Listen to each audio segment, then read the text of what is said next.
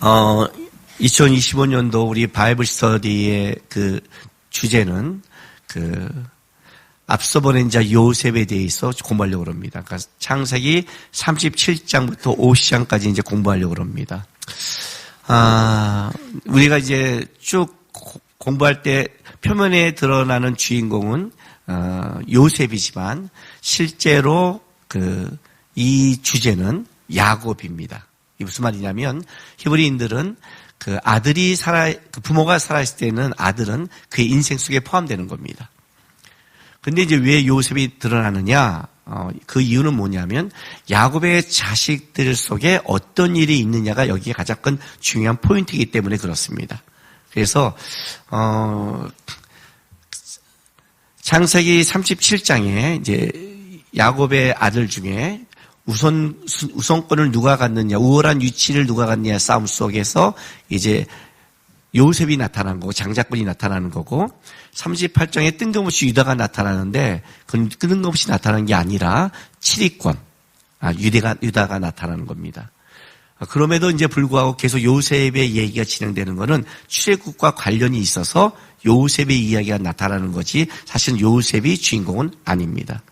그래서 여기 가장 큰 요번에 이제 앞서보는 이제 요셉을 얘기할 때 3일 동안 세 가지의 큰 주제로 얘기하려고 합니다. 첫 번째는 뭘 얘기할 거냐면 하나님이 꿈꾸다 해서 하나님이 야곱의 아들들을 통해서 하나님이 일하시고 꿈꾸는 겁니다. 그래서 요셉에게 꿈을 주십니다. 그래서 꿈은 내가 꾸고 싶어 꾸는 게 아니라 줘야 꾸잖아요.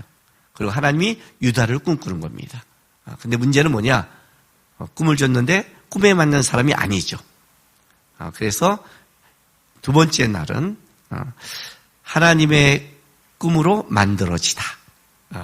어떻게 요셉과 유다를 하나님이 만들었는가를 공부할 거고 이제 셋째 날은 하나님의 꿈이 이어지다라고 할 겁니다. 왜냐하면 그냥 애굽에 내려온 게 아니라 애굽에 내려온 목적이 뭐예요? 계속 출애굽을 향해서 예수를 향해서 지나가는 하나님의 꿈이 이어지는 이 세 가지의 주제로 우리가 3일 동안 공부하려고 합니다. 그래서 이 3일 동안 이제 공부를 할 때 요셉을 보지 말고 하나님이 그 선택한 자녀를 통해서 어떻게 일하시고 만들어 가시는가 하는 하나님의 그 중심과 이야기를 여러분에게 집중하시면 좋겠습니다.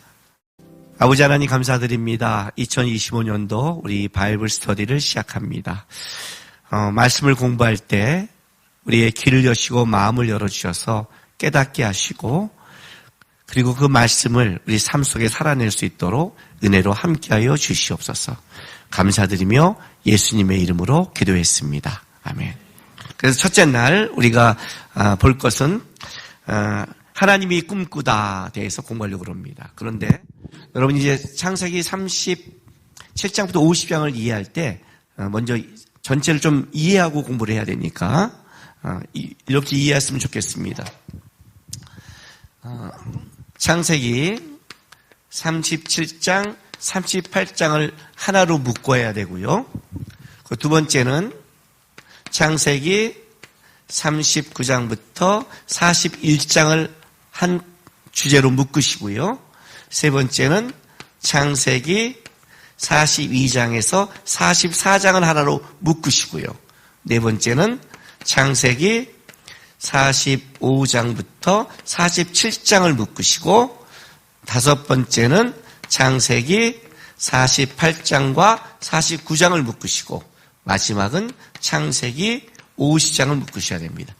이렇게 봐야 성경이 여러분이 이해하기 편합니다. 자, 창세기 37장, 38장은 뭐냐면 요셉과 유다입니다. 이제 창세기는 어떤 성경이냐면 창세기부터 구약 말라기 그리고 계시록까지 성경이 쭉 이어간 데 있어서 왜 하나님의 나라가 시작되고 하나님은 뭘 얘기하고 싶고 죄가 어떻게 들어왔고 믿음이 어떻게 들어왔다는 이제 이 처음의 부분을 설명하는 게 창세기죠. 이게 설명이 돼야 구원부터 이야기가 된단 말이에요. 쭉 들어가는 거예요. 창세기 1장부터 11장은 뭐냐면 이제 하나님이 어떻게 창조하시고 죄가 어떻게 들어왔고 인간이 어떻게 망할 수밖에 없는가를 설명하는 거고 그래서 하나님이 개입된 게 아브라함부터죠. 믿음을 어떻게 시작하냐라고 시작하는데 아브라함, 이삭, 야곱까지는 무슨 얘기를 하고 싶냐면 하나님의 선택이 어떻게 가고 있냐를 설명하는 게 이 세 사람입니다. 특별히 아브라함은 이제 믿음을 얘기하고 나서 이삭으로 선택이 이어질 때 보통 세상의 선택은 장자권이 가져가잖아요. 근데 쌍둥이인데 쌍둥이 중에 에서가 날아가는 거예요. 장자권이.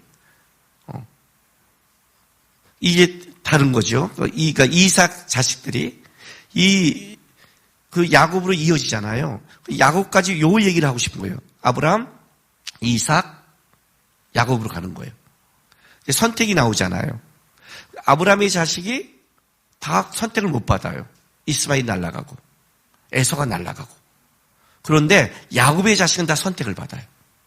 이제 하나님의 선택을 받은 이 자식들, 이제 야곱 이후에는 이제 창세기 37장부터 50장 얘기인데 여기는 무슨 얘기를 하고 싶으냐? 선택을 다 받았는데 누가 우월한 위치를 갔느냐예요. 우리도 똑같죠. 다 예수를 믿는데 누가 하나님의 사람으로 더 살아가는가? 누구는 그렇지 않는가? 이게 나온단 말이에요. 근데 이 우월한 위치를 누가 갔느냐? 주인공이 나타나는 거죠. 요셉, 장자권, 유다, 7위권. 우리가 이제 이 성경을 보면 사실은 그냥 성경을 쭉 보면 이 38장은 굉장히 뜬금없는 거예요. 왜냐하면 요셉이잖아요.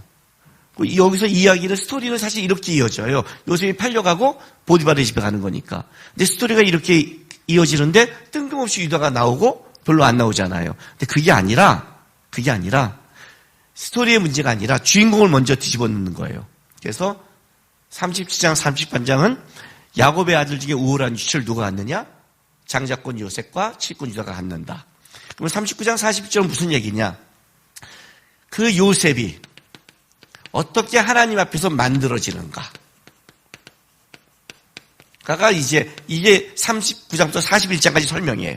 보디발의 집에 가고 감옥에 가고 감옥에서 이제 술 맡은 간원장, 떡 맡은 간원장을 만나고 그리고 어떻게 돼요? 나와서 바로 앞에 서서 총리가 되는 과정. 요셉이 어떻게 만들어지는가를 설명하는 거예요. 그럼 유다는 어떻게 만들어질까요? 유다와 형제들은 그게 유다와 형제들이 어떻게 만들어지는가가 42장부터 44장까지. 이제 우리가 이제 조금부터 이제 좀 공부를 하면 이건 이제 다음 시간에 하는 건데 이걸 알면 여기서 가장 중요한 주제가 뭔지 아세요? 요셉이 형들을 일부러 모함하죠. 정탐꾼이라고. 그잖아요. 그 형들이 뭐라고 그래요? 아닙니다. 우리는 확실한 자입니다. 우리는 진실한 자입니다. 이렇게 설명한단 말이에요. 그럼 요셉이 이렇게 말을 해요. 그래? 증명해봐. 이렇게 말해요. 베냐민 데려와봐. 증명하라고 그러죠. 이게 무슨 말이냐면 이 이야기를 통해 유다와 형제들이 어떻게 하나님의 사람으로 진실한 자가 되는 것을 설명해 주는 거예요. 그걸 통해 이제 요셉이 보는 거죠. 44장까지. 그리고 이제 45장부터 47장은 드디어 뭐예요? 하나님의 구원으로 형제들이 만나는 거죠. 형제들이 만나고 어떻게 되죠? 드디어 하나님의 큰 구원으로 애굽으로 내려가는 구원의 시작이 되는 거죠. 애굽으로 내려가야 하나님이 아브라함에게 말한 애굽에서 큰 민족을 만들고 하겠다는 그 시작이 이제 되는 거예요. 만들어 놓고. 그리고 48장, 49장은 드디어 이 12지파에 대한 야곱의 축복이죠. 축복이면서 드디어 12지파가 완성되죠. 여기 와서 12지파가 완성돼요. 그리고 이제 마지막 50장이 뭐예요? 드디어 출애굽을 향해서 준비하는 거죠. 그래야 이제 출애굽이 이어지는 거니까. 창세기는 출애굽을 이어가는 거니까. 그래서 이 30장부터 50장을 이 구조를 먼저 이해하고 있어야 돼요. 이해해야 하나씩 공부할 때 여러분들이 이해가 되지 전체의 구조를 이해 못하면 성경을 틀어지게 보게 돼 있어요. 그래서 이 구조를 이해하시면서 오늘 첫 시간, 2시간, 3시간 계속해서 공부 시작하겠습니다. 아셨죠? 예. 자, 그러면 창세기 37장 보겠습니다.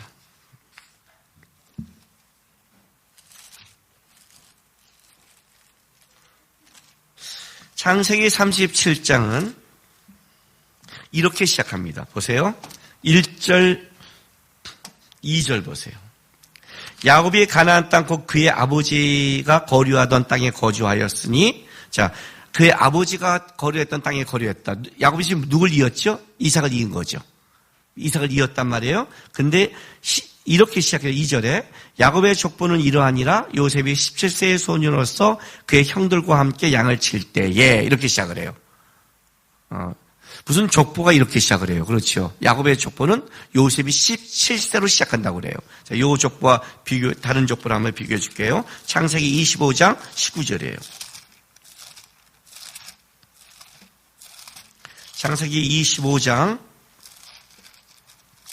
창세기 25장은 야곱의 족보거든요. 19절 보세요.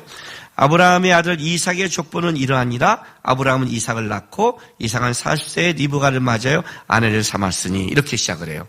족보의 시작이 좀 다 다르죠. 왜요? 이삭의 족보의 가장 중요한 건 뭐예요? 누가 선택받는 자가 될 것인가? 이 얘기를 지금 하고 싶은 거예요. 이삭의 족보는. 아브라함의 그 선택을 이삭이 받잖아요. 이스마엘은 장자라지만 서자잖아요. 그러니까 여기까지는 우리가 장자 계승이라고 생각할 수 있다는 거예요. 그런데 어떻게 족보하느냐? 이삭의 족보의 가장 중요한 거는 바로 결혼을 해서 애를 가졌는데 뱃속부터 애가 갈라지는 거예요. 이삭의 자식인데, 그리고 장자가 날아가는 거예요.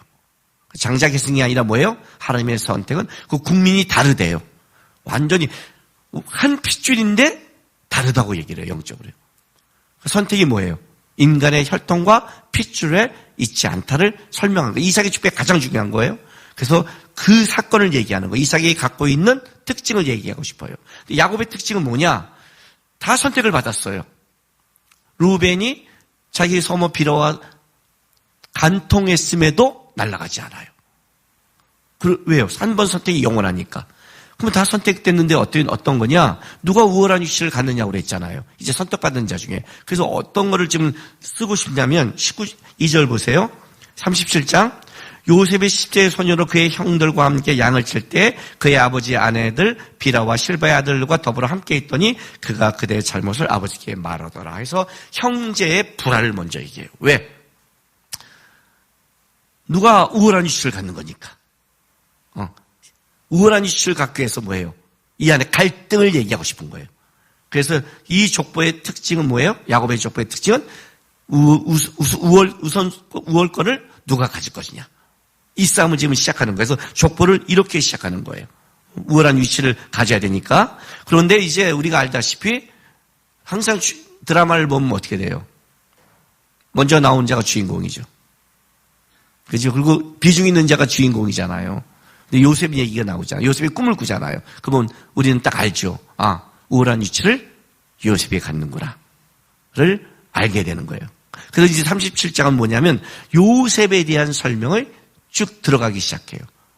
왜 이게 중요하냐면, 왜 이 장자권의 문제를 먼저 다루냐면, 앞에 루벤이 비라와 통관함으로 장자권이 날아가요. 장자권이 날아가기 때문에 누군가의 이 자식들의 장자권을 이어야 되는 거예요. 누가 이을 것인가 할 때 이제 요셉이 나오는 거죠. 근데 보세요. 37장. 요셉에 대해서 얘기를 하는데 3절. 요셉은 노년에 얻은 아들이므로 이스라엘의 여러 아들보다 그를 더 사랑함으로 그를 위하여 채소를 지었으니 그의 형들이 아버지가 형들보다 그를 더 사랑함을 보고 그를 미워하여 그에게 편안하게 말할 수 없었더라 하고 이제 요셉 설명을 해요. 요셉이 갖고 있는 가장 큰 장점은 뭐냐면 정직성이에요. 여러분 이거 굉장히 중요한 겁니다. 그리고 우직함이에요. 하나님의 사람으로 왜 하나님이 날 쓰지 않을까? 하나님이 어떤 사람을 선택할까 할 때 하나님의 선택받은 사람들이 갖고 있는 굉장한 특징이 있는데 그건 하나님 앞에 정직성과 우직함이에요. 그건 다윗, 아브라함 다 가지고 있어요. 다윗도 몰랐을 때는 몰랐지만 딱 하나님 앞에서 자기가 범죄한 걸 알면 정직하게 회개를 해요. 변명하지 않는다는 거예요. 이게 정직성이에요. 말씀 앞에서. 사울은 변명하죠. 그죠? 변명하는 자들이 다 날아가요. 근데 딱 잘못하면 죄송합니다, 하나님. 그 정직성이에요. 굉장히 중요한 거예요. 요셉은 이 형들의 잘못이 어떤 잘못이냐면 이 히브리를 보면 야 형들 잘못을 그냥 고자질해서 그게 아니라 치명적인 잘못이에요. 도덕적 윤리적으로 굉장히 사악한 못된 잘못을 하고 있는 거예요. 형들이요. 나중에 요셉을 죽이려고 그러고 팔아서 아버지한테 거짓말한 정도라면 형들이 갖고 있는 느낌 아시겠죠? 양들 이런 것들은 장난 아니겠죠. 그죠? 자기 동생을 팔아버리고 죽였다고 아버지한테 거짓말할 정도의 심성을 가진 자들이니까 이때 하는 짓이 어떻겠어요? 근데 요셉은 이걸 못 견디는 거예요. 정직한 자가. 못 견디고 정직함이에요. 나중에 알겠지만 애굽에 가서 가정총리가 돼요. 가정총리가 돼서 그 집에 보디발의 집 모든 것을 대수사를 관여하고 보디발이 네 마음대로 했다 그러면 그때라면 나 같으면 그때는 이제 내가 출입이 자유로울 거예요. 가정총무니까. 보디발이 어디 경호실장이고 어디 갈 데가 있을 거 아니에요. 그때 딱 날 잡아서 준비했다가 가나안 땅으로 뛰면 되잖아요. 아니 못 뛰어요? 뛸 수 있어요, 여러분. 요셉이 똑똑하건 내가. 나 같으면 뭐 아버지 만나러 갈 것 같아요. 근데 요셉은 안 가요. 하나님이 그를 보낸 걸 알기 시작하면서 그 자리를 지키는 싸움을 해요. 이게 우직함이에요. 감옥에서도 봐요. 우직하게 이래요. 그러니까 이게 굉장히 중요한 거예요. 하나님이 쓰는 사람이 갖고 있는 특징이 정직함과 우직함을 갖고 있는데 문제는 뭐냐? 요셉의 가장 큰 문제가 좁아요. 작단 말이죠. 그거밖에 못 보는 거예요. 잘못밖에 못 하시는 거예요. 그렇게 해서 하나님의 사람이 될 수 없어요. 지식은 있는데 지혜가 없는 거죠. 지식은 뭐예요? 아는 거예요. 지혜는 뭐예요? 잘못된 거를 옳게 만드는 실력이에요. 그게 지혜죠. 그 지혜는 남을 배려한 자가 주인 줄 하나님의 선물이죠. 지혜가 없는 거죠. 고자질 알고 말은 할 줄 알고 잘못한 건 지적하는데 눈치가 없어요. 정직함만 있어요. 우리 교인 중에 꼭 이런 사람 있잖아요. 처음 신앙 믿으면 굉장히 정직하고 하나님 앞에 바른데 걔만 오면 재수가 없고 같이 놀러 가기 싫고 잠자기 싫고 옆에 있기 싫은. 말은 맞는데 큐티 안 하니? 기도 안 하니? 기도를 그거밖에 안 해? 하여튼 다 지적지적갖고 진짜 짜증나는 성도 있잖아요. 요셉이 그런 거예요. 그래서 여기 보면 이 37절 보세요. 4절에. 그의 형들이 아버지가 형들보다 그를 더 사랑함을 보고 그를 미워하여 그에게 편안하게 말할 수 없다. 편안하게 샬롬이에요. 샬롬. 이스라엘 백성의 샬롬은 인사예요. 인사. 샬롬. 인사인데 여러분이 누구를 만났을 때 인사조차 하기 싫다. 어떤 사람이에요? 재수없는 사람이에요. 그러니까 이게 뭐예요? 재수가 없죠. 하나님이 쓸 수가 없는 사람이에요. 이제 그래서 보세요. 5절부터 이제 11절까지 하나님의 꿈을 주세요. 그렇죠? 꿈을 줘요. 5절 보세요.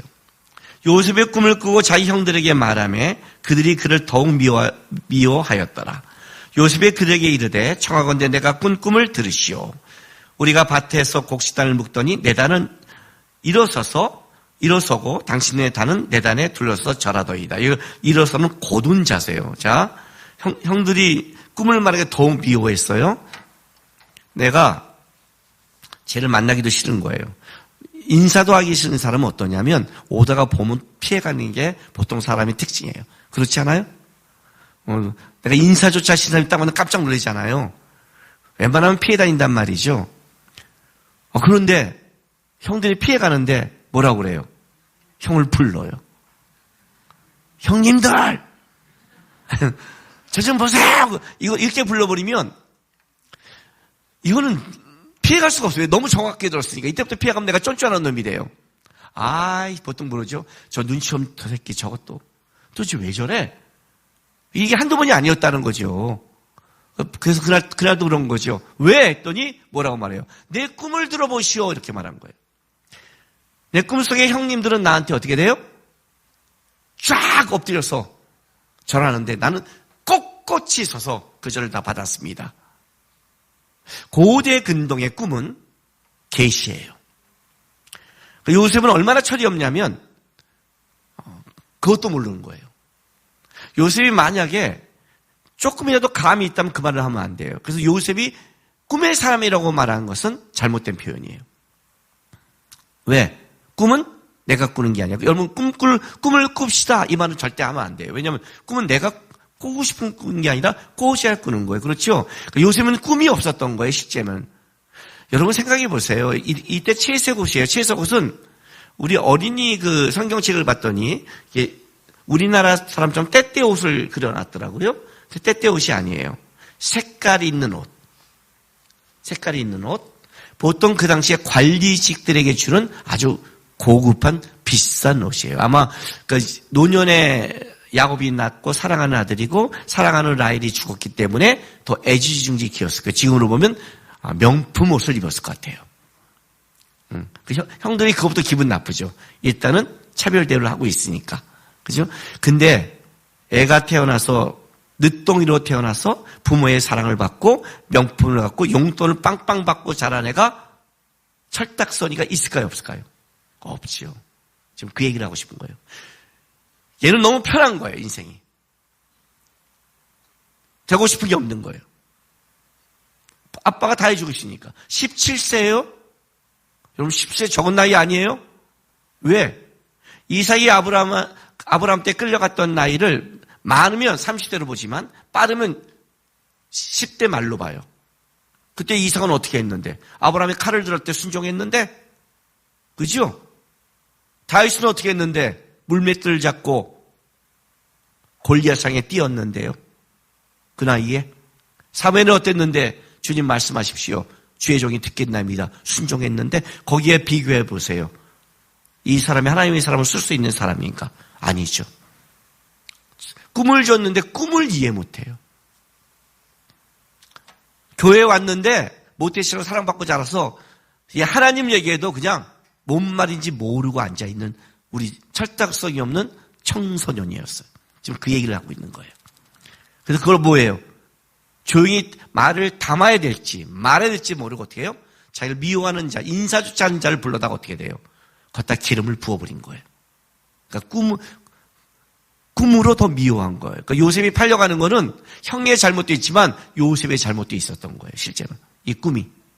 근데 거기서 한번 끝나지 않죠. 8절.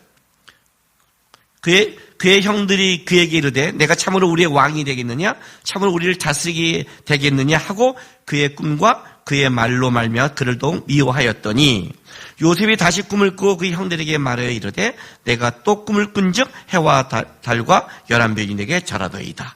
그가 그의 꿈을 아버지와 형들에게 말하며 아버지가 그를 꾸짖고 그에게 이르되 내가 꾼 꿈이 무엇이냐? 나와 내 어머니와 내 형제들이 참으로 가서 땅에 엎드려 내게 절하겠느냐? 그의 형들은 시기하되 그의 아버지는 그의 말을 간직해 두었더라. 자, 이 보세요.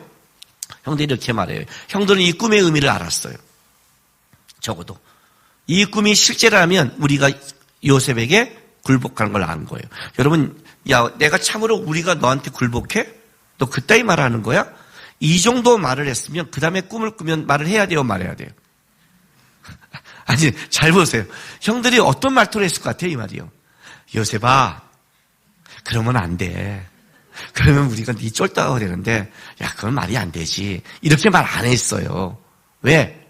요셉의 그 말과 이 말이 히브리어는 말과 말투예요. 말투가 건방진 거예요. 내용도 그렇지만 말투가 우리가 상처를 어디서 받냐면요. 말투에서 받아요. 여러분 우리가 어떤 걸 좋은 거를 얘기하고 누구에게 충고를 얘기하고 누구에게 진실을 얘기할 때 그때 가장 중요한 게 뭐냐면 내용 때문에 상처를 받는 것보다 내용을 전달하는 말투 때문에 상처를 받아요. 그가 잘하는 그 말투가 겸손하고 좋으면 달라져요. 그죠? 근데 우리는 옳다 그러면 말투가 바뀌어요. 그러니까 옳아서 문제가 아니라 말투가 상처를 주는 거예요. 기독교의 가장 신앙의 성숙은 어디냐? 말이 아니라 말투가 바뀌어야 되는 거예요. 뭐 말하는 방법이 바뀌는 거예요. 그에게. 이게 바뀌어야 돼요, 일단은. 근데 어리단 말이에요. 근데 형들도 똑같을 거 아니에요. 거기서 오는 말이 좋으면 좋겠냐고요. 야, 네가 진짜 내 위에 올랐으려고 그래? 이렇게 말했으면 이런 꿈은 이렇게 말하면 형들이 성질을 내는구나. 라고 보통 사람은 깨닫는데 이 눈치 없는 놈은 이제는 아버지와 어머니까지 건든 거예요.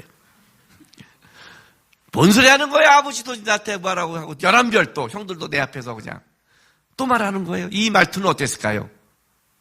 그죠? 야곱이 말하잖아. 야곱이. 야 임마 엄마 아빠가 임마 너 입에 짝 깔아 임마. 그 당시에 여러분 부모가 자식에게 절한다는 건 있을 수 없는 얘기예요. 이건 말이 안 되는 사건이에요. 이놈아 아무리 꿈을 줘도 그런 말 하는 거 아니야 했잖아요. 형들은 그 두 번 반복은 뭐죠? 강조죠. 이게 꿈이라면 형들은 진짜. 근데 여러분 요셉이 갖고 있는 특징이 뭐라고 그랬죠? 정직함과 우직함이에요. 그러니까 형들이 하나 알고 있는 거예요. 뭐예요? 요셉은 뻥까지 한다는 걸 알고 있어요. 그러니까 형들을 약올려고 거짓말을 하지. 얘는 진짜 거짓말 못하는 잘하면서 그거 하나는 형들이 아는 분명히 아는. 요셉이 그렇게 자신 있게 말했다. 이 꿈은 진짜 꿨다 안 꿨다. 꿨다. 꿨다. 근데 만약 이 꿈이 된다면 어떻게 돼요? 꿈은 계시인데 반복은 강조인데 심각한 거죠. 가뜩이나 사랑받고 자라는데. 그런데 야곱은 꿈을 꿔본 자죠. 창세기 28장 베델에서. 그리고 올 때 꿈을 꿔본 자는 어떻게 돼요? 간직하죠. 우리 성도도 마찬가지죠. 성도 중에 누가 은혜를 얘기할 때 은혜를 맛본 사람은 뭐라고 그래요? 담죠. 그렇죠? 담죠. 근데 은혜를 맛보지 못, 은사도 마찬가지예요. 막 은사 얘기할 때 그런 게 어딨어. 그렇지만 어떤 은사를 맛본 사람은 조용히 잘 듣죠. 나와 다른 은사지만 그러나 은사를 맛보니까 하나님이 일하시니까. 근데 맛보지 못한 사람은 다르잖아요. 야곱은 꿈을 꿔본 사람이잖아요. 의미는 모르지만 가슴에 담았어요. 그러니까 형들은 분노로 바뀐 거죠. 분노로. 지금 이게 얘기하는 거예요. 하나님이 꿈을 줘도 꿈이 내용도 모르고 어떻게 말해야 될지 모르고 어떻게 해야 될지 모른다면 사용할 수 없는 거죠. 하나님 저에게 비전을 주세요. 비전을 줘도 실력이 없으면 화가 되죠. 그렇죠. 하나님이 꿈을 줘도 실력이 없으면 그 꿈이 여러분에게 화가 되죠. 그 얘기를 지금 하고 있는 거예요. 그래서 37장 12절부터 드디어 30장 전체에 무슨 얘기를 하냐면 요셉을 부모로부터 띄고 형제로부터 띄어서 어떻게 만들어요? 이제 훈련의 과정으로 들어가는 거예요. 시작은 이렇게 돼요. 자, 보세요. 이게 재밌는 게 뭐냐면 12절부터 보여요. 그의 형들이 세겜에 가서 아버지의 양떼를 칠 때 이스라엘이 요셉에게 이르되 내 형들이 세겜에서 양을 치지 아니하느냐? 너를 그들에게 보내리라. 요셉이 아버지께 대답하되 내가 그리하겠나이다. 이스라엘이 그에게 이르되 가서 내 형들과 양떼가 다 자리인지 보고 돌아와 내게 말을 하고 그를 헤브론 골짜기로 보내어 그가 세겜으로 가니라. 헤브론부터 세겜은 100km예요. 굉장히 멀어요. 당시에 걸어서 가는 거잖아요. 그죠? 어떤 사람이 그를 만난 즉 그가 들에서 방황하는지라 그 사람이 그에게 물으되 내가 무엇을 찾느냐? 어떤 사람이 그 사람을 왜 찾을까요? 채색옷을 입었으니까. 눈에 확 띌 거 아니에요. 누가 요즘 그런 애가 어디 있어요. 확 띄었을 거 아니에요. 그가 이르되 내가 내 형들을 찾아오니 청하건대 그들이 양치는 것을 내게 가르쳐 주소서. 그 사람이 이르되 그들이 여기서 떠났느냐 내가 그들의 말을 들으니 도단으로 가자 하더라 하니라. 요셉의 그의 형들의 들을 따라 도단에서 그들을 만나니라. 여러분 잘 봐요. 도단은 이제 세겜에서 한 20km예요. 북쪽으로. 좀 작죠. 보통 이게 심부름 시키잖아요. 100km를 갈 수 없어요. 없으면 어떻게 해요? 돌아가요. 얘는 너무 정직해요. 이게 요셉이에요. 힘을 시키면 거기까지 가. 요셉은 가요. 이거 안 갔어야 되거든요. 여러분 이건 거짓말할 거 많잖아요. 갔더니 사라졌어요. 갔더니 사라졌어요. 야곱이 어떻게 알아요? 그냥 갔더니 뭐 도단으로 갔대요. 그냥 들었으니까 갔더니 사라졌어요. 몇 번간 사라졌고 못 찾겠어 다시 왔어요. 그렇다고 또 야곱이 사랑하는 자식을 요셉을 못 하겠어요. 그죠?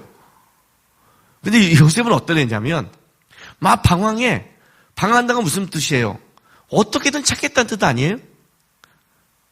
여러분들은 정직하게 살았어요? 나는 요새 이 정직하지 않고 이렇게 잔머리 굴린 자의 모습을 너무 잘 알아요. 저는 두 가지가 동시에 있는 사람이에요. 정직하게 마음 먹을 때는 굉장히 고지식하지만 잔머리를 굴자면 굉장히 뛰어나요. 그래서 우리 아이들이 이제 잔머리를 능가하지 못해서 모든 거짓말이 나한테 다 들통나요. 내가 앞서간 자니까. 잔머리도 앞서간 자니까. 저 같으면 굳이 날 미워하는 형들에게 왜 그걸 눈치도 더럽게 없는 거예요. 또 거기까지 가. 끝까지. 이게 요셉이라는 거예요. 지금 요셉을 설명하는 거예요. 근데 이제 오는 걸 보는 거죠. 형들은. 멀리서부터 발견할 수 있죠. 왜? 특이하니까. 자, 18절 보세요.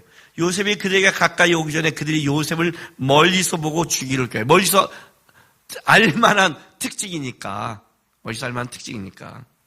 제가 공항이나 어디 갈 때 모자를 안 쓰면 멀리서 저를 알아보는 그리스도인이 꽤 많아요. 특징이 분명하니까. 모자를 쓰면 가까이서 알아봐요. 그래서 웬만한 모자를 쓰려고 노력을 해요. 저도. 얘는, 이 채색 옷은 어디서든지 알아볼 수 있는 거예요. 딱 보자마자 요셉인지 알았죠. 형들이 뭐래요? 죽이기로 마음먹어요. 왜 죽이기로 형들이 마음먹었을까요? 아마 형들은 얘기했겠죠. 이 꿈에 대해서. 왜? 여기 보세요. 19절. 첫 마디가 이렇게 나와요. 저기 이르되 꿈꾸는 자가 오도다. 이제 직역할게요. 보라. 꿈들의 주인이 저쪽에 있다. 이런 뜻이에요. 형들은 인정하고 싶지 않은 거예요. 이 꿈을 인정하면 그건 하나님이 준다는 거니까 그냥 지가 맨날 아빠 사랑을 받고 관리복을 입으니까 고자질하니까 진짜 저놈이 우리 위에 있다고 생각한 놈 아니야? 자기가 너무너무 그런 마음을 갖다니까 위에 있고 싶으니까 지도 모르게 그런 꿈을 꾼 거 아니야? 라고 말하면 꿈의 주인이 저기 있다는 거예요. 꿈의 주인이 하나님이 아니라 요셉을 형들은 받고 싶은 거예요. 그래야 되니까. 아니면 하나님이 준 꿈을 준다는 것은 도전이잖아요. 신에게. 바꾸는 거예요. 근데 이렇게 말했다는 건 요셉이 딱 멀리 보자마자 요셉이 신부로 온다고 생각 못 하잖아요. 누가 그렇게 저거 요셉 아니야? 요셉이네? 그저 저거 죽이자. 이렇게 말한다는 건 쉽지 않아요. 이건 무슨 말이냐면 형들이 이 꿈에 대해서 벌써 지네끼리 얘기했다는 거예요. 두 번이나 얘기했기 때문에 꿈을 꿨기 때문에 저 새끼 진짜 꿈꾼 거 아니야? 누군가 이렇게 말하겠죠. 만약 하나님이 제게 꿈을 줬으면 제가 진짜 우리 위에 있는 거 아니야? 했겠죠. 그런 얘기를 했을 거 아니에요. 그럼 우리가 죽여버릴까? 없애버릴까? 뭐 그렇게 했겠죠. 무슨 대화가 했을 거예요. 이렇게 빨리 합의할 수는 없는 거예요. 오자마자 오는 거리 속에 보자마자 죽이로 딱 막았다는 형들 안에 그 마음이 있고 꿈에 대해서 얘기했다는 거는 이 꿈이 실현되지 않기를 원하는 마음이 있었다는 거죠. 형들 안에. 그래서 오는데 죽이로 작정을 해요. 자, 그리고 나서 오자마자 자, 여기서 이제 두 가지가 나와요. 21절. 자, 20절. 자, 그들이 죽여 한 구덩이에 던지고 우리가 말하기를 악한 짐승이 그를 잡아먹다 하자. 그의 꿈이 어떻게 되는지를 우리가 볼 것이라. 그 얘기하죠? 죽여버리면 꿈을 꿀 수 있어? 하나님이 줬으면 우리가 하나님이 줬으면 뭐 됐겠지. 우리도 그런 말 여러분의 삶 속에 이런 말 되게 많이 해요. 야, 제가 하나님 앞에 이런 걸 받았대. 웃기고 있네. 내가 그 망치면 뭐. 내가 망쳐도 돼. 왜? 하나님이 줬으면 되겠지 뭐. 하나님이 줬는데 내가 망친다고 망치면 그건 하나님이 안 준 거지. 이런 뜻이라는 거예요. 하나님이 꿈 줬으면 살려주겠지 뭐. 말이 돼? 하나님이 꿈을 줬는데 우리가 죽여서 죽는 것은 꿈을 못 받은 거야. 이 얘기를 하고 싶은 거예요, 지금요. 구덩이에 넣자예요. 히브리인들은 그 광야에 두 가지가 있어요. 하나는 뭐냐면 샘이 있고 구덩이가 있어요. 이 구덩이는 어디다 사용하는 거냐면 건기 때 땅을 파서 물을 받을 저장고를 만들어요. 샘은 밑에부터 샘 솟는 거죠. 그럼 구덩이는 물이 없는 거예요. 그래서 준비하는 거예요. 그래서 건기 때는 메말라 있는 거예요. 여기는 물을 저장하는 그런 곳이에요. 건기 때. 그러니까 여기다 집어넣고 일단 죽이겠다고 마음을 먹는 거죠. 집어넣으면 못 나오니까. 그 계획을 짜는 거예요. 짜는데 여기서 이제 두 가지 얘기가 나오는 거예요. 21절과 29절이 동시에 보세요. 21절. 루벤이 듣고 요셉을 그들의 손에서 구원하려 하여 이르되 우리가 그의 생명을 해치지 말자.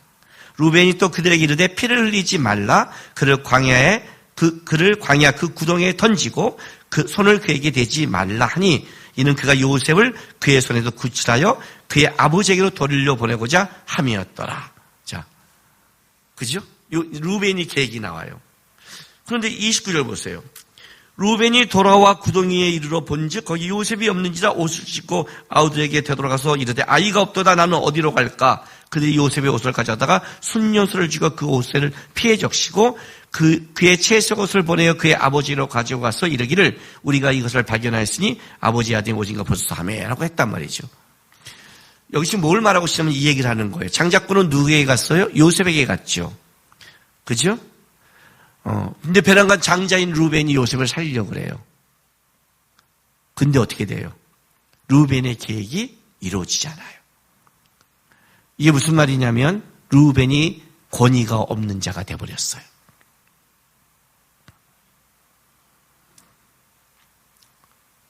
루벤은 장자의 권위가 상실된 거예요. 하나님이 그 안에 역사하지 않는 거예요. 계획을 잡고 아무래도 역사가 없는 거예요. 나중에 다시 요셉이 시몬을 결박하고 베냐민을 데려오라고 해서 다시 돌아갔을 때 그때 야곱을 설득할 때도 루벤의 설득이 야곱에게 안 먹혀요. 누구의 설득이 먹힌 줄 알아요? 유다의 설득이 먹혀요. 지금 똑같은 거예요. 좀 이따 이제 30번 유다가 나와요. 이게 무슨 말이죠? 루벤의 장가권이 상실됐다고 얘기하는 거예요. 그 웃긴 게 뭐냐면 이거예요. 도대체 어디 갔다 온 거야? 루벤은? 이 중요한 시기에 애가 죽냐 사냐 할 때 죽이지 말라 하니까 안 죽을 거야 하고 어디 갔다 와? 이럴 때는 다른 애를 보내면 되잖아요. 그러니까 이게 뭐예요? 루벤의 생각, 루벤의 계획, 루벤의 것은 뭐예요? 항상 차질이 드러나기 시작한 거예요. 그러니까 장자권이 상실했다는 걸, 권위가 상실했다. 루벤에게는 하나님의 능력이 함께하지 않는다는 걸 지금 보여주는 거예요. 마음은 있지만 안 된다. 이걸 보면 루벤은 어떤 사람이냐면 정의에 약한 사람이에요. 아마 비라와의 통관도 그가 정이 약해서 했을 거예요. 그렇죠? 보통 다정한 사람들의 가장 큰 문제가 여기 있죠. 다정한 사람들이 바람을 잘 피거든요. 정에 빠져서. 소주영이 나보고 정이 많다고 그랬는데 깨어있어야 돼요. 정이 약한 사람들이 빠지잖아요. 살벌하게. 루벤은 정이 있는 사람이에요. 여기도 보면 정이 있죠. 다 죽이려 했는데도 살려고 싶은 정이 있죠. 여기 말도 그잖아요. 29절 보세요. 옷을 찢고 이게 진짜 가슴 아픈 거예요.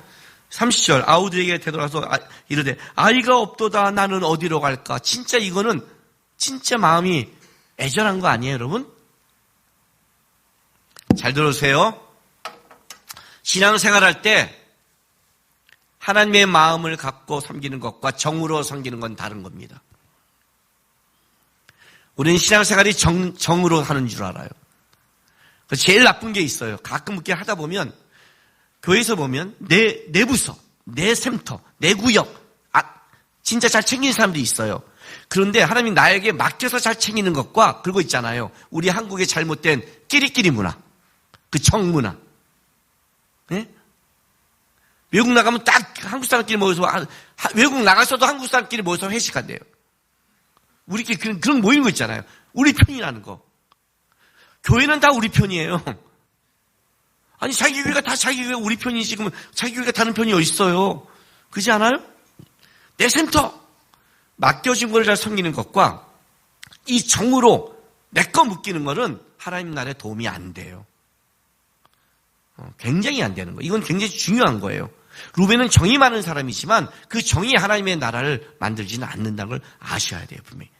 그 정이 오히려 장자권이 날아가게 된 계기가 됐다는 걸 깨세요. 장자권이 날아갔다는 걸 설명하는 거예요. 그런데 보세요. 자, 23절. 요셉이 형들에게 이르매 그의 형들이 요셉의 옷 곧 그가 입은 채색 옷을 벗기고 발가벗긴 거예요. 그를 잡아 구덩이에 던지니 그 구덩이는 빈 것이라 빗물 저장고니까 그 속에 물이 없었더라. 그들이 앉아서 음식을 먹다가 눈을 들어본즉 한 무리가 이스마엘 사람들이 길리앗에서 오는데 그 낙탈의 향품과 유황과 몰약을 싣고 애굽으로 내려가는지라. 자, 누가 나타나죠? 유다가 자기 형제들에게 이르되 우리가 우리 동생을 죽이고 그의 피를 덮어둔들 무엇이 유익할까? 자, 그를 이스마엘 사람들에게 팔고 그에게 우리 손을 대지 말자. 그는 우리의 동생이요 우리의 혈육이니라 하며 그의 형제들이 청종한지라. 그에게 미디안 사람 상인들이 지나고 있는지라 형들이 요셉을 구덩이에 끌어올리고 은 20에 그를 이스마엘 사람들에게 팔아 그 상인들이 요셉을 데리고 애굽에 갔더라라고 해요. 여기 지금 두 가지를 얘기하고 싶은 거예요. 하나는 계속해서 유다가 권위가 있음을 말을 해줘요. 유다의 계획은 되는 거예요. 그리고 나서 가는데 지금부터 이제 뭐가 달라지면 이거예요. 요셉은 그의 옷과 인생이 같이 가요. 그가 한창 사랑받을 때는 부모로 채색 옷을 입어요. 그리고 그가 그 사랑이 이제 연단받고 할 때는 형들이 채색 옷을 벗겨요. 그렇죠? 그리고 다시 보디발의 집에 가서 가정 총무가 될 때는 다시 좋은 옷을 입어요. 그리고 보디발의 아내가 유혹할 때 도망갈 때 그 옷이 벗겨지죠. 벗겨질 때는 감옥으로 가요. 그리고 다시 바로에게 총리가 될 때는 다시 바로가 옷을 입혀줘요. 그래서 지금 이 채색 옷을 입었다는 것은 하나의 그 상징으로 요셉의 삶을 옷과 같이 흘러가고 있는 거예요. 그 옷이 벗겼다는 건 뭐냐면 이제 그는 끔찍한 훈련 가운데로 들어갔다고 얘기하는 거예요. 꿈을 받았지만 꿈에 맞는 사람이 아니었기에 하나님이 훈련하는 거예요. 근데 왜 요셉의 훈련이 끔찍하냐? 그가 준 꿈이 대단했기 때문이에요. 연단이 대단해야 거기에 맞는 실력이 되는 거예요. 우리가 훈련 받을 때 아셔야 될 게 뭐냐면 그 훈련을 제대로 훈련 받으면 그에 맞는 사람이 되지만 훈련도 제대로 못 받고 연단을 끌려가다 보면 몸만 힘들고 살만 힘들고 삶도 되지 않는다는 걸 아셔야 돼요. 그러면 나는 연단도 받기 싫어. 이 말은 뭐예요? 아예 하나님이 꿈도 꾸지 말라는 소리인데 이건 끔찍한 인생을 살겠다는 거예요.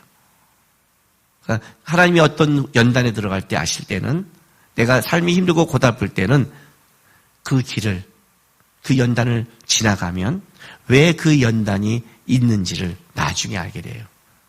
내가 여러분 마커스 했을 때 가장 큰 마커스 청년들에게 말할 수 있는 기득권은 뭐예요? 간단해요. 내 청년의 시절이 끔찍했다는 거예요. 저는 그 청년의 시절을 살아냈다는 거예요. 살아냈기 때문에 말할 수 있는 권리가 있죠. 권한이 있죠. 그러니까 요셉을 드디어 하나님이 훈련의 장으로 집어넣으신 거예요. 이제 그게 37장 이야기예요. 37장. 자, 37장 마지막 36절. 그 미디안 사람들이 그를 애굽에서 바로의 신하 추인대장 보디발에게 팔았더라 해서 그가 이제 어디로 갔는지를 이제 보여주는 걸로 37장은 마무리하죠. 이제 38장은 뭐냐면 원래는 보디발에게 팔았더라 하고 원래 그 스토리의 정계상은 39장 1절로 가야 스토리가 맞는 거예요. 그렇죠?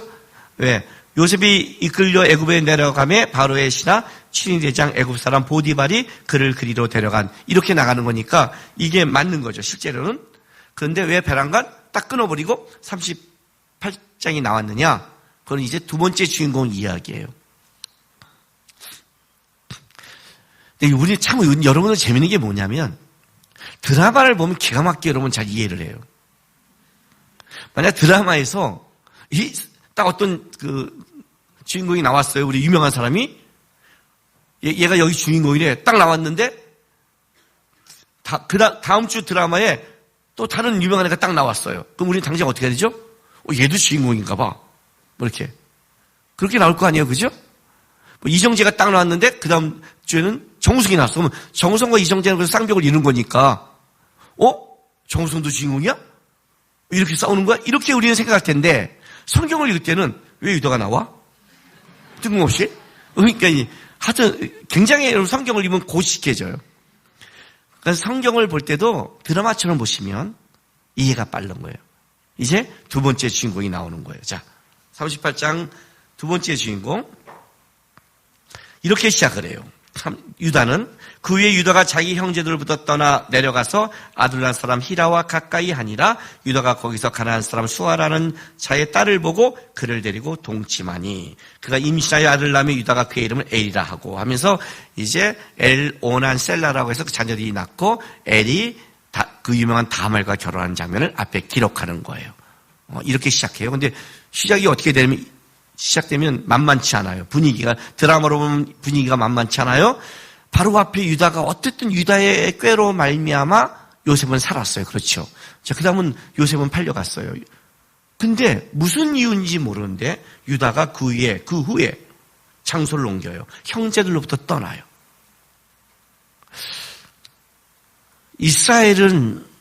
야곱은 선택받은 자예요. 야곱에서 떠난다는 건 여러분 문제가 굉장히 심각한 거예요. 왜냐하면 아브라함이 하나님이 이스마엘을 떠나게 했을 때, 이삭이 태어나고 이스마엘이 이삭을 조롱했을 때 이스마엘을 이삭에게서 떠나라고 명령할 때 아브라함이 굉장한 고민을 많이 해요.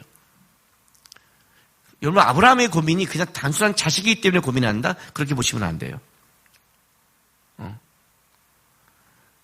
왜냐하면 그 다음에 이삭 이후에 나중에 사라가 죽고 나서 다시 재혼한 다음에 아이를 낳았을 때 그는 이삭이 살 때 다 떠나게 해요. 여기서 있는 문제는 그 문제를 얘기하는 게 아니에요. 물론 이스마엘을 자기 장자처럼 13년을 키운 건 사실이에요. 그렇죠? 그렇다고 정으로 키웠는데 이삭이 선택받은 자니까 얘에 대한 아브라함이 그 정도의 믿음은 아닌 거예요. 아브라함의 고민이 뭔지 아세요? 창세기 13장 얘기예요. 애굽에서 내려왔다가 롯과의 문제로 이런 얘기를 해요. 네가 좌하면 내가 우하고 내가 우하면 너가 좌하리라 얘기해요. 롯이 떠났는데 어디 가면 요단 언덕 소돔으로 가죠. 아브라함을 떠나요. 아브라함을 떠나서 간 롯의 결과가 뭔지 아세요? 끔찍한 재난을 만나죠. 그죠? 아브라함이 본 게 뭔지 알아요? 하나님이 자기를 선택하고 은혜를 주는 그 축복에서 떠난 자의 갖고 있는 비참함을 아브라함은 알고 있는 거예요. 그걸 걱정하는 거예요. 그걸 걱정할 때 하나님이 그 문제를 아시고 아브라함에게 이렇게 말을 해요. 걱정하지 마라. 이스마엘도 네 아들임을 내가 안다. 영적인 축복은 내가 줄 수 없다. 그 영적인 축복은 예수로 이어지는 거니까. 허나 네 아들임을 내가 알기에 그를 망하지 않고 그를 잘되게 세상적으로 잘되게 해줄게 라고 위안을 줘요. 그리고 아브라함이 떠나보내는 거예요.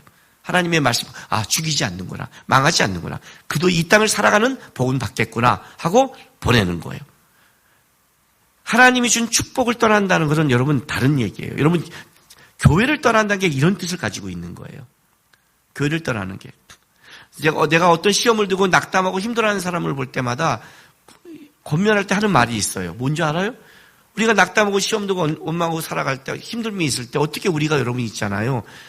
항상 범사에 감사하러 그러니까 여러분 이렇게 생각 없이 그렇게 감사가 나오는 게 아니에요.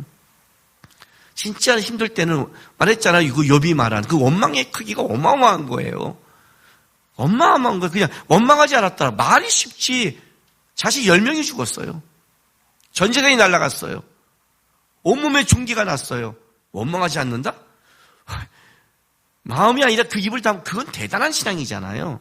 근데 제가 하는 말이 뭐냐면 원망하지 마. 그러면 잘못하면 그게 터질 수 있어요. 저는 원망하라고 그래요. 불평하라고 그래요. 하나님 앞에. 아버지잖아요. 그 정도 받을 수 있어요. 김남국 때 받는데 하나님은 못 받아요. 그 말같이 연수하고 있어요.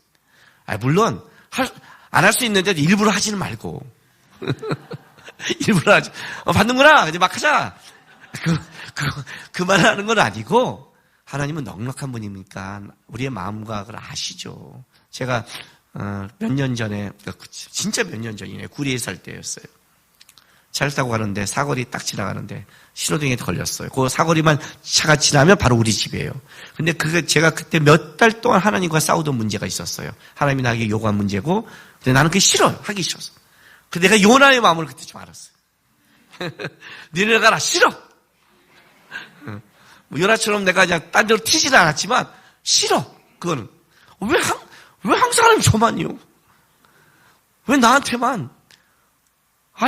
하나님 왜 저만 와요? 저쪽 좀 가요. 막 이런 너무 싫은 게 계속 끌어가는 거예요. 아무 생각 없이 딱 갔는데 그때 딱 차에 걸렸는데 하나님이 남구가 알지? 그래요. 뜬금없이 훅 들어오대. 아무 생각 없이 훅 들어왔어요. 남구가 알지? 그래요. 그 제가 알아요, 하나님. 근데 좀 더 기다려주세요. 그래서. 근데 저한테 이렇게 말씀했어요. 알면 됐어. 근데 내가 그 말 듣고 눈물이 쭉 났어요. 야, 시키 알면 해야지가 아니라 알면 됐어. 하나님 넉넉하거든요. 원망해도 돼요. 중요한 건 이거예요. 하나님께 원망하고 하나님께 불평해하고 해야 돼요. 하나님은 떠나면 안 돼요. 그게 기도예요. 기도 갖고 손잡고 하는 게 아니에요. 요나가 왜 옆바에 가고 배를 타고 배 밑에 가서 잠잔 줄 알아요? 눈 뜨면 기도해야 되니까. 알아요? 물고기 뱃속에 들어가서 성전을 바라만 봐도 하나님이 들었잖아요. 그잖아요. 그때는 우리가 주님을 생각만 해도 기도거든요. 그거는 주님을 떠나지 않은 거예요. 주님과 생각하고 주님이 싫어하는데 이게 기도거든요. 이건 주님과 연결됐다는 뜻이란 말이에요. 안 해봤어요? 조그만 제가 한참 스타크래프트 막 열심히 게임할 때 수업 끝나고 막 레포트 끝나고 딱 보니까 한 시간만 시간이 있는 거야. 우리 아내는 지금 열심히 공부하는 줄 알고 있으니까 이때 내가 집중적으로 했으니까 공부는 끝내놨어요. 내가 집중적으로. 근데 집중이 실력이니까 오히려 그때 집중을 늘렸으니까 야, 한 시간 하다 가야겠는데 하고 딱 하려고 그럴 때 이런 생각이 있잖아요. 딱 할 때 조금 생각 하나님께서 야, 지금 그러면 되겠냐? 이 마음으로 못 가잖아요. 그때는 어떻게 돼요? 생각도 안 하고 막 생각하면 기도하니까 하나님 느껴지면 안 되니까 막 PC방에 뛰어갔어요. 그리고 나중에 자문을 봤더니 자문에 나오더라고요. 악인의 걸음은 빠르며. 이거였구나. 왜 악인의 걸음이 빠른 줄 알겠구나. 늦으면 안 되니까. 내가 그때 체험했잖아요. 눈 뜨면 안 되거든요, 이거는요. 요나가 그래서 잠들어 버리는 거예요. 깨니까 자기인 거 알잖아요. 아니까 어때요? 싫으니까. 바다에 던지세요. 배 째세요. 이렇게 나가잖아요. 그죠? 하나님만 떠나면 돼요. 문제는 다 어디서 벌어진 줄 아세요? 생명에서 떠나면 문제가 돼요. 지금 유다의 문제는 여기서 시작되는 거예요. 그 후에 아마 요셉을 판 죄책감일 수 있겠죠. 그 아버지의 아픔을 받겠죠. 나중에 이제 유다가 요셉을 설득할 때 뭐냐면 아버지의 생명과 아들의 생명이 연결됐습니다를 말해요. 그때는 몰랐어요. 그래서 지혜가 대신 잡히겠습니다. 그때는 아마 야곱이 가슴이 찢어졌을 거예요. 그걸 받겠죠. 유다 안에 죄책감이 있을지 모를 거예요. 어쨌든 피하는 게 자기의 좋을 수도 갔지만 그 피함이 유다의 타락을 만들어내기 시작했어요. 그래서 떠났어요. 자기 형제들로 떠나 내려가서 아들 히라와 가까이 아니라 자 누가 가까이에요? 예, 선택받지 않는 세상 사람과 저 사람이 가까이 하고 있는 사람을 보면 그 사람을 알죠. 여러분 누구 사귀려고 그럴 때 이 사람을 내가 저 사람이 좋은지 아닌지 모를 때는 그 사람 보면 절대 몰라요. 우리 결혼하지 않는 처자들 다 기억하세요. 잘 기억하세요. 왜냐하면 그때는 나를 꼬시려고 나한테는 진짜 착한 사람이요 잘해줘요. 연애하는데 안 해주는데요? 나쁜 놈이야. 사귀지 마세요. 그때는 보통 잘해줘요. 그러니까 그때 나 때 잘해준 건 나를 꼬시기 위해 잘해주는 거지 성품이 그런 거 아니에요. 그래서 착각하지 마세요. 누굴 보면 알아요? 같이 가는 사람들. 같이 다니는 사람이 신앙인이면 걔는 신앙이 자라요. 같이 다니는 사람이 신앙인이 아니면 걔는 신앙이 못 자라요. 같이 다니는 애들이 입이 걸면 얘도 입이 걸어져요. 같이 다니는 애가 신사면 얘가 신사적이 돼요. 굉장히 중요한 거예요. 세상 사람을 만난 거예요. 그럼 어떻게 되죠? 마인드가 바뀌게 돼요. 그럼 누구랑만? 수아랑 결혼해요. 이 수아의 결혼을 히브리어에서는 결혼으로 인정하지 않습니다. 아셨습니까? 성경에 인정하지 않는 결혼이 있습니다.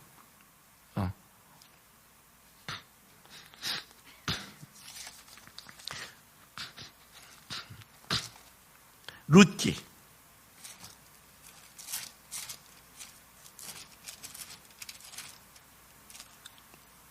(1장 4절)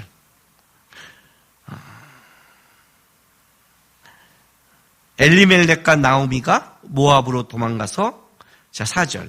그들은 그 두 아들이 말론과 기럧이 그들의 모압 여자 중에 그들의 아내를 맞이하였는데, 이 아내는 히브리어로 보면 정상적인 아내가 아닙니다. 비정상적인 관계를 쓸 때 쓰는 단어입니다. 언제 어떤 때 쓰냐면 사사기 21장 23절 바로 앞에 있죠. 21장 23절. 이스라엘 백성과 베냐민이 싸우고 나서 베냐민 족속이 거의 전멸할 위기에 처한 다음에 다시 그 족속을 회복시키려고 했을 때 어떻게 하냐면 23절에 베냐민 자손이 그같이 행하여 실로에서 춤추는 여자 중에서 자기들의 숫자대로 붙들어 아내로 삼아 자기 기업으로 돌아가서 성읍들을 건축하고 거기에 거주했다는 거, 납치한 거죠. 정상적인 결혼이 아니죠. 성경에 비정상적인 결혼을 했을 때 쓴 단어 중에 하나가 이겁니다. 나중에 룻기가 나중에 그 룻이 돌아와서 보아스와 결혼할 때는 그거는 성경의 정상적인 단어를 써줍니다. 앞에는 아닌 거예요. 뭐 뭔지 알아요? 하나님이 인정하는 것과 하나님이 인정하지 않는 결혼이 있습니다. 창세기 6장에 하나님의 아들이 사람의 딸들이 저를 모든 걸 보고 그를 아내로 삼아, 하나님이 인정하지 않는 결혼입니다. 하나님이 인정하지 않는 결혼이기 때문에 그는 멸망할 수밖에 없는 겁니다. 지금 그 얘기를 하고 있는 거예요. 비정상적인 결혼이 시작됐어요. 절대 여러분 한번 생각해 보세요. 이삭의 부인을 어떻게 데려온 줄 아세요? 예? 가나안 사람이 아니라 엘리에스를 보내서 하란 땅에서 끌고 왔어요. 야곱이 어떻게 결혼한 줄 아세요? 에서가 가나안 땅 사람과 결혼해서 이삭이 얼마나 속속은 줄 아세요? 그걸 들었을 거 아니에요. 바로 할아버지의 이 얘기 들었을 거 아니에요. 그런 유다가 어떻게 가나안 여인을 아내로 삼아요? 말이 안 되는 거예요, 이 문제는요. 이 말은 뭐냐면 완전히 떠나서 세상 사람과 가까이고 세상 사람의 마인드를 지금 유다가 갖고 있다라고 지금 증명하고 있는 거예요. 그게 이제 문제를 만들어내는 거예요. 결혼했어요. 엘이 다말과 결혼했어요. 근데 어떻게 되죠? 여호와 보시기에 악해서 죽여버려요. 뭐 어떤 짓을 했는지는 모르겠어요. 여기서 이제 우리 한 가지 짚고 넘어갈 것. 여호와의 보시기에 악하더라. 와, 진짜 흉악범이구나. 이렇게 보시면 안 돼요. 왜냐하면 하나님이 보시는 악과 세상이 갖고 있는 건 달라요. 근데 하나 우리가 좀 추론해 본다면, 자, 그 다음에 이런 일이 벌어져요. 7절에 이제 유다의 장자 엘이 여호와 보시 악함으로 죽였어요. 8절에 유다가 오난에게 이르되 내 형수에게 들어가서 남편의 아우된 본분을 행하여 내 형을 위하여 씨가 있게 하라. 오난이 그 씨가 자기 것이 되지 않을 줄 알므로 형수에게 들어갔을 때 그의 형에게 씨를 주지 아니하려고 땅에 설정하다, 파기하다, 멸하다. 그 일로 여호와 보시기 악함으로 여호와께서 그도 죽이시니. 그러면 이제 우리가 오난의 죽음을 보면 이걸 알고 있는 거죠. 왜 오난을 죽였냐면 관계를 맺다가 여기서 애를 내면 이 애가 나와서 이 기업이 누구의 기업이 되죠? 형의 기업이 되죠. 근데 애가 없으면 형의 기업은 남아서 어떻게 돼요? 내게 되는 거죠. 그렇죠. 그러니까 이 재산의 문제죠. 그러나 오난이 본 거는 재산의 문제였지만 하나님이 본 건 다른 문제예요. 뭐예요? 하나님의 기업을 있는 싸움을 파괴시킨 거예요. 여러분, 구약 내내 이어가는 것이 계대법이에요. 룻기가 계대법이에요. 그죠? 룻기가 그거잖아요. 보아스와 해서 넘겨주는 거잖아요. 그게 뭘로 잊어요?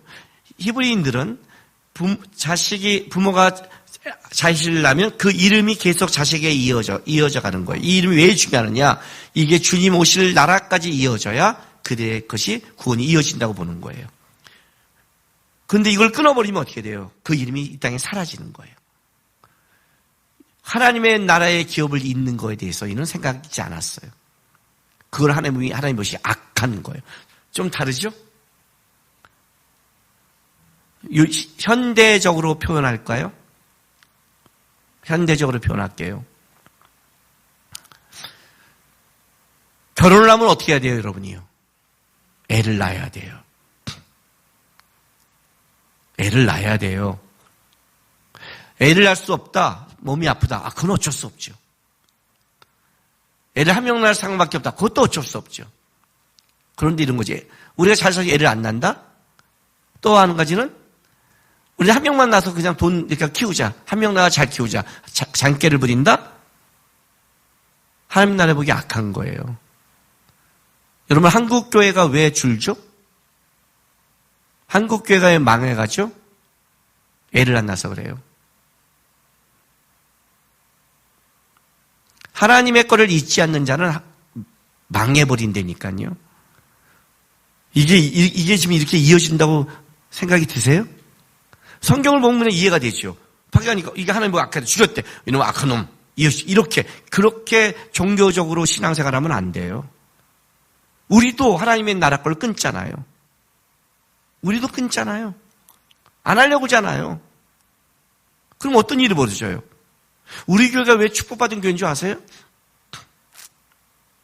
나는 내가 진짜 작년에 그래도 내 목회를 돌아보잖아요, 이렇게요. 잘했나 할 때, 그래도 목회를 하나님 은혜 가운데 잘해왔다라고 느낀 게 작년이었어요. 왜? 성탄절을 21명 유아세를 줄 때. 작년에 40명 유아세를 줬잖아요. 요즘 어느 교회가 애들 40명 유아세를 줘요. 42쌍인가 결혼했잖아요, 작년에요. 작년에 42쌍 결혼하면 올해도 20, 30명 유아세를 준다는 뜻이에요. 우리 성도들이, 하려고 그러는구나. 애를 낳으려고 그러나. 제가 가장 놀랬던 건 뭐냐면 우리 교회 청년들이 시험관 아기를 많이 낳는데 놀랬어요. 시험관 아기를 갖는다는 건 뭐예요? 진짜 애를 낳으려고 노력하고 있다는 거예요. 나 가졌는데 안 돼. 이게 아니라 진짜 나는 하나님 복 줄 거예요. 분명히. 이게요. 하나님의 나라가 뭔데요, 여러분? 구원이 뭔데요? 여러분 사명이 뭔지 아세요? 다른 거 없어요. 그냥 자기 자식이나 잘 예수 믿게 하시면 이 기독교 안 망해요. 난 자식이 없는데요. 한 사람 전도하면 돼요. 그러니까 구원의 수를 이어주고 가면 되는 거예요. 생명을 이어주고 가면 되는 거예요. 그걸 안 하는 거예요. 왜? 여기 뭐라고 그래요? 재산이 형께될까 봐. 똑같죠? 세상에도 편히 살려고, 먹고 살려고, 우리끼리 잘 살려고. 개념이 똑같은 거예요. 근데 여기는 하나님 보기 아껴 죽였대요. 이게 느낌이 오냐고요. 그러니까 하나님이 죽였다. 하나님이 끊어버리겠다고 작정한 것과 우리가 하는 것과 개념이 다르다니까요. 하나님의 아들이 사람의 딸과 결혼했어요. 당대에 누가 나 유명한 자고 명성인 자가 나왔어요. 잘 됐단 말이에요, 세상적으로. 근데 하나님은 세상을 멸하기로 작정하신 거예요. 문제 있는 사람이 나와야 되는데 그렇지 않다는 거죠. 그러니까 개념이 세상적으로 잘 되는 게 복이라고 생각하지 마세요. 하나님이 작정하시면 달라지는 거예요. 근데 보세요. 무섭죠? 아주 무서운 거예요. 그냥 우리 식구 말할게요. 애 갖지 못하게 했더니 죽여버린 거예요. 그 개념을 잘 가야 돼. 왜? 애의 문제가 아니라 하나님의 나라를 있는데 너가 관심이 없다면 나는 너의 나라에 관심이 없다는 거예요. 너의 생명에 관심이 없다고 얘기하는 거예요, 지금. 그 얘기하는 거예요, 지금. 그리고 나서, 자, 11절. 유다가 그의 며느리 다말에게 이르되 수절하고 내 아버지 집에 있어 내 아들 셀라가 장성하기를 기다리라니 셀라도 그 형들과 같이 죽을까 염려함이라 다말이 가서 그의 아버지 집에 있는 자. 자, 셀라는 어려요. 근데 이젠 잘하면 주겠다고 말은 했는데 실제는 마음은 그게 아니에요. 셀라도 죽을까 염려한 거예요. 이런 기독교인이 샤머니즘이 됐어요. 이런 거죠. 이 다말은 남편 잡아먹는 우리 샤머니즘 온다면 뭐 귀신이 붙은 여자 이렇게 된 거예요. 그렇죠? 그러잖아요. 유다가 하나님의 사람이 세상의 마인드 가치로 다 빠져버린 거예요. 그 얘기를 지금 끄집어내기 시작해요. 그리고 나서 어떤 일이 벌어지느냐? 얼마 후에 유다의 아내 수아의 딸이 죽은지라 유다가 위로를 받은 후에 그의 아들 아둘람 사람 히라와 함께 뒷날아서 자기 양털을 깎는 자에게 이르렀더니 어떤 사람이 다말에게 말하되 내 시아버지가 자기의 양털을 깎으려고 뒷날로 올라갔다 한지라.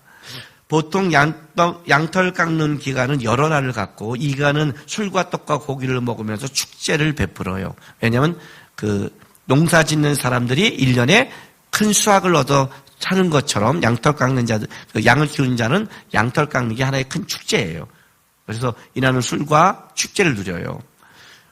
근데 이제 그때 여러 날 동안 하는 걸 다말이 딱 듣고 나서 어떻게 하냐면 14절에 그가 그의 과부의 의복을 벗고 너울 얼굴을 가리고 몸을 힘싸고 뒷날 길곁에 에나이 문에 앉으니 그는 셀라가 장상을 보았어도 자기를 그의 아내로 주지 않음을 말미암이라. 이거 여기 잘 봐요. 동사 잘 보세요. 그걸 듣자마자 과부의 의복을 벗고 가리고 힘싸고 가서 앉았어요. 얼마나 동작 빠른지 아시겠죠? 하여튼 뭔가를 이루는 사람은 동작이 되게 빨라야 돼요. 이 말은 다말이 안 줄 거를 알고 있었다는 뜻이에요. 여러분 시아버지가 잘 생각을 한다는 건 굉장한 고민이 될 거예요. 그리고 자기가 창력 같은 행동을 해도 고민이 될 거예요. 그죠? 듣자마자 이렇게 과감하게 했다는 것은 다말은 그동안 기다리고 있다가 유다가 하지 않을 걸 알고 있었던 거예요. 기다렸던 거죠. 그 찬스가 났을 때 어떻게 돼요? 과감하게 하고 기다린 거예요. 그리고 이제 다말 유다의 성관계를 가져요. 갖고 나서 자 18절 보세요. 17, 18절 유다가 이르되 내가 내 때에서 염소 새끼를 주리라. 그가 이르되 당신이 그것을 줄 때는 담보물을 주겠느냐? 유다가 이르되 무슨 담보물을 내게 주랴? 그가 이르되 당신의 도장과 그 끈과 당신의 손에는 지팡이라 하라. 유다가 그것을 그에게 주고 그에게 들어갔더니 그가 유다로 말미암아 임신하더라. 자, 유다가 지금 두 가지의 큰 유다에 대해서 끄집어낸 두 가지가 있는데 하나는 이거예요. 가나안 여인과의 결혼도 문제인데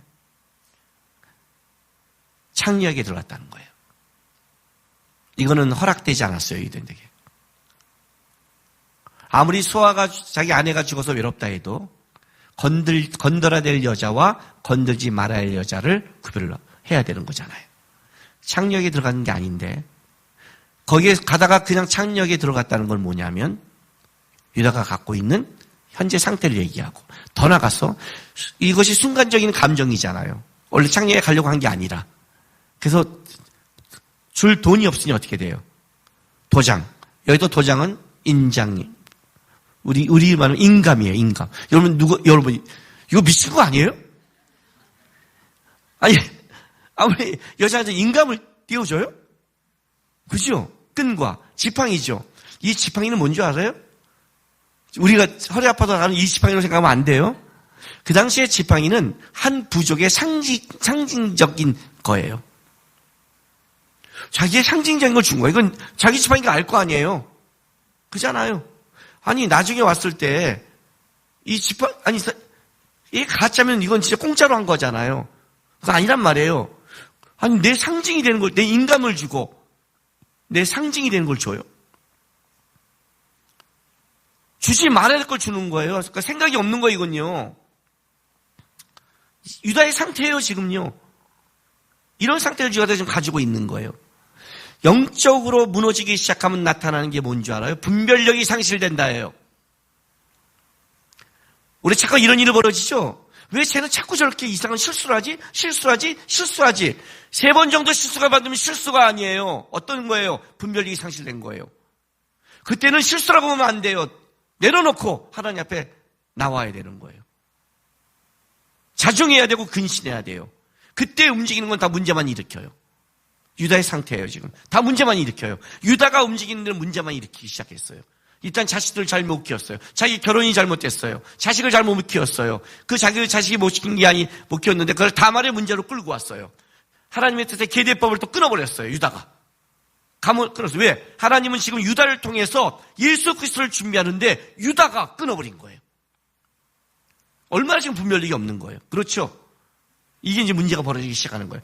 하나님을 떠나고 점점 죄 속에서 살면 문제가 반복하는 게 이거예요. 그러니까 문제가 반복된 걸 느꼈을 때는 빨리 스톱하고 하나님 앞에 그걸 잡지 않으면 더 큰 문제로 야기되기 시작하는 거예요. 유다가 지금 그렇게 가고 있는 거예요. 다말이 돌아갔어요. 얼마 있다가 다말이 임신했다는 소리가 유다가 분노했죠. 왜? 이거는 진짜 돌로 찍어 죽여야 될 거라니요. 그때 다말이, 자, 26절 봐요. 25절, 26절. 연이 끌려갈 때 사람 보내 시아버지에게 이르되 이 물건의 임자로 말미암아 임신하였나이다. 청하건대 보소서. 이 도장과 이 금과 지팡이가 누구의 것이니까 한지라. 유다가 그것을 알아보고 이르되 그런 나보다 옳도다. 내가 그를 내 아들 셀레를 주지 아니하였음이로다고 다시는 그를 가까이 하지 아니하더라. 이렇게 말해요. 나보다 옳도다, 의롭다, 상대적이에요. 어떻게 시아버지라는 장기가 의롭겠어요? 그걸 말하는 게 아니라, 그게 아니라 나는 셀라를 쥐지 않고 계대뼈를 끊어버렸는데, 하나님이 그걸 끊었는데 나보다 네가 더 하나님 편에 가까운 일을 했다라는 데서 의지, 이것이 옳다라고 얘기한 건 아니에요. 어쨌든 통과됐어요. 통과됐는데 이게 중요해요. 마지막 이렇게 마무리라는 거예요. 29절 30절. 그 손을 도로 들어 그의 아우가 나오는지라 산파에게 이르되 내가 어찌하여 터뜨리고 나오느냐 하였으므로 그 이름을 베레스라 불렀고 그의 형 곧 손에 홍색 실을 입는 자가 뒤에 나오니 그 이름을 세라라 불렀다. 자, 아기를 가졌는데 쌍둥이를 가졌어요. 쌍둥이를. 그러니까 이제 이 집안에 쌍둥이 그 유전인자가 있는 거예요. 그잖아요. 에서도 나오고 야곱도 나오고 쌍둥이 유전자가 있는 거예요. 쌍둥이가 나오는데 세라가 형인데 뭐 손이 나왔으니까 묶었어요. 얘가 형이다. 근데 손이 쏙 들어갔어요. 이 집안 센 집안이에요. 에서와 야곱도 뱃속에서 싸웠잖아요. 엄청 싸웠잖아요. 그냥 얼마나 싸웠으면 하나님께 물을 정도로 싸웠겠어요. 그죠? 이 쌍둥이가 가면 이 쌍둥이는 난리예요. 난리. 한 놈은 발목을 잡고 나왔다면 한 놈은 나온 놈을 끄집어내는 거예요. 그리고 어떻게 나온 줄 알아요? 찍고 나온 거예요. 어머니 거기를 터뜨리고 나오려고. 이놈은 어쩌면서 야곱보다 센 놈이죠. 야곱은 에서에 밀렸다면 찍고 나온 거예요. 터뜨리다. 예요. 이게 상징이 뭔지 아세요? 베레스, 예수의 조상이 되는 자, 이거예요. 유다는 하나님의 역사를 막았다. 그런데 하나님이 터뜨렸다. 터뜨렸다. 하나님이 터뜨리고 나왔다.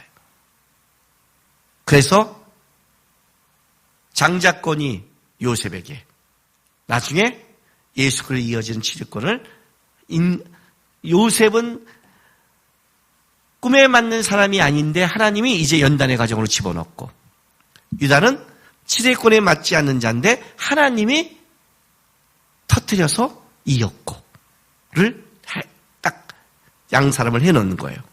그리고 나서 이제 뭐냐, 39장부터 41장까지 자, 이 요셉이 어떻게 만들어진지를 보자가 이제 39장부터 41장까지예요. 오늘은 39장까지 하고 내일 쭉 그래서 40장부터 이어갈게요. 왜 이제 요셉을 좀 봐야 되니까 요셉이 하나님께 만들어진 가장 연단의 가장 큰 과정은 39장에 있는 거예요. 보세요. 39장. 자, 1절. 요셉이 이끌려 애굽에 내려가며 바로의 신하 친위대장 애굽 사람 보디발이 그를 그리로 데려간 이스마엘 사람의 손에서 요셉을 산이라 하고, 자, 2절부터 여호와께서 요셉과 함께 하시므로라고 시작해요. 그런데 2절부터 18절까지는 뭘 얘기하냐면 보디발의 집에서 요셉이 어떻게 만들어지는가 하고, 그 다음에 19절에서 23절은 감옥에서 어떤 훈련을 받는가. 하나님이 요셉을 만든 두 가지 훈련의 장을 만들었는데 첫 번째 장은 보디발의 집이고 두 번째 장은 감옥이라는 데를 두 가지를 준비시켜 놨다는 거예요. 여기서 13년을 훈련을 받아요. 13년을. 한 7, 8년을 보디발의 집에 있다고 보고 한 4, 5년을 감옥에 있다고 보는 게 좋아요. 왜냐하면 나중에 술 맡은 간원자가 그 맡은 이후에 2년을 더 있거든요. 감옥에. 그러니까 감옥은 최소 4년 정도로 봐야겠죠. 거기서 인정받고 할 때까지 올라간다고 생각한다면 그렇게 이제 기간을 보는 거예요.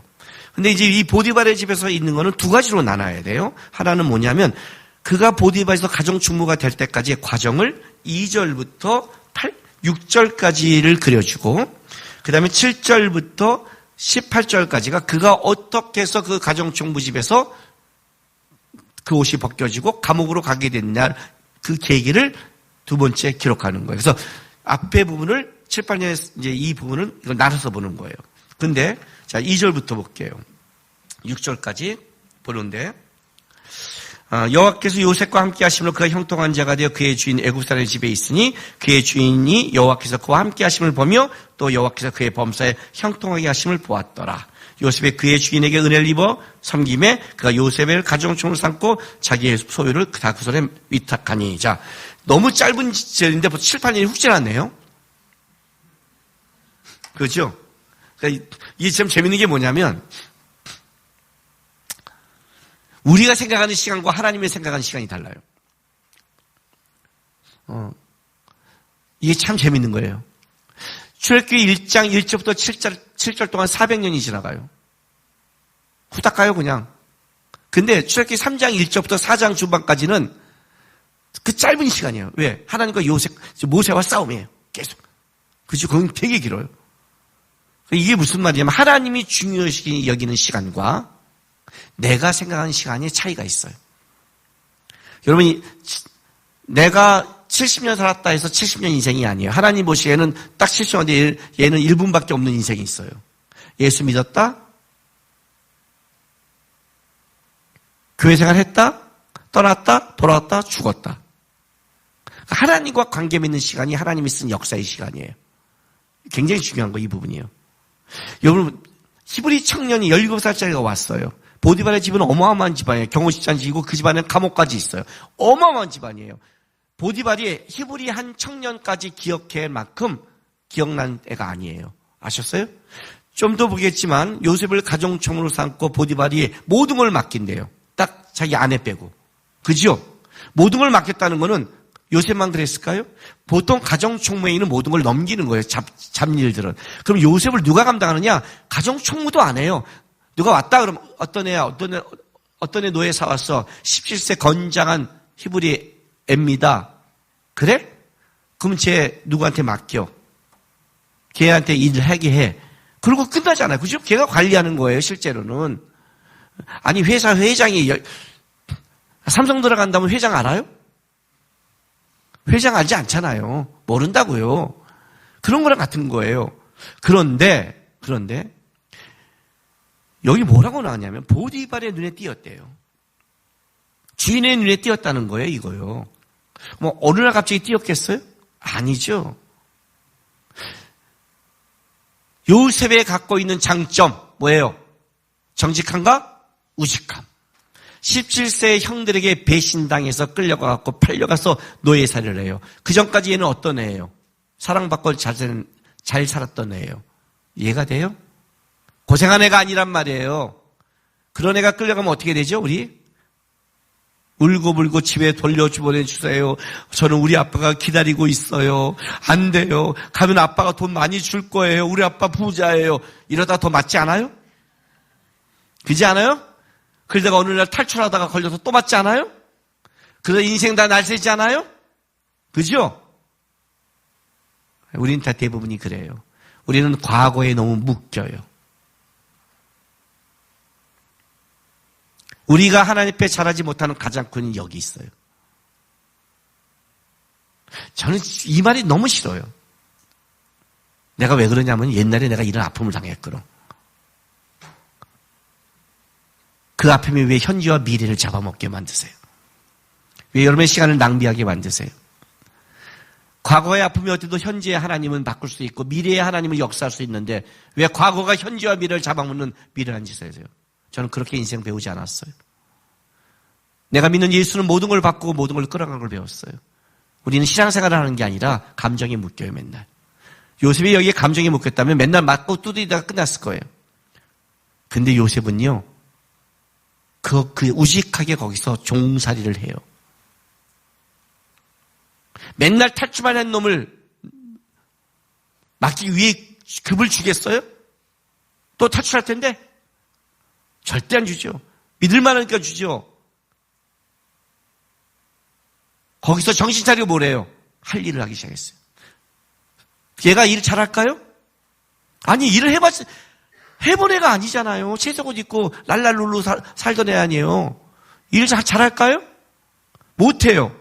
누가 도와요? 하나님이 도와요. 그 얘기 좀 하고 싶은 거예요.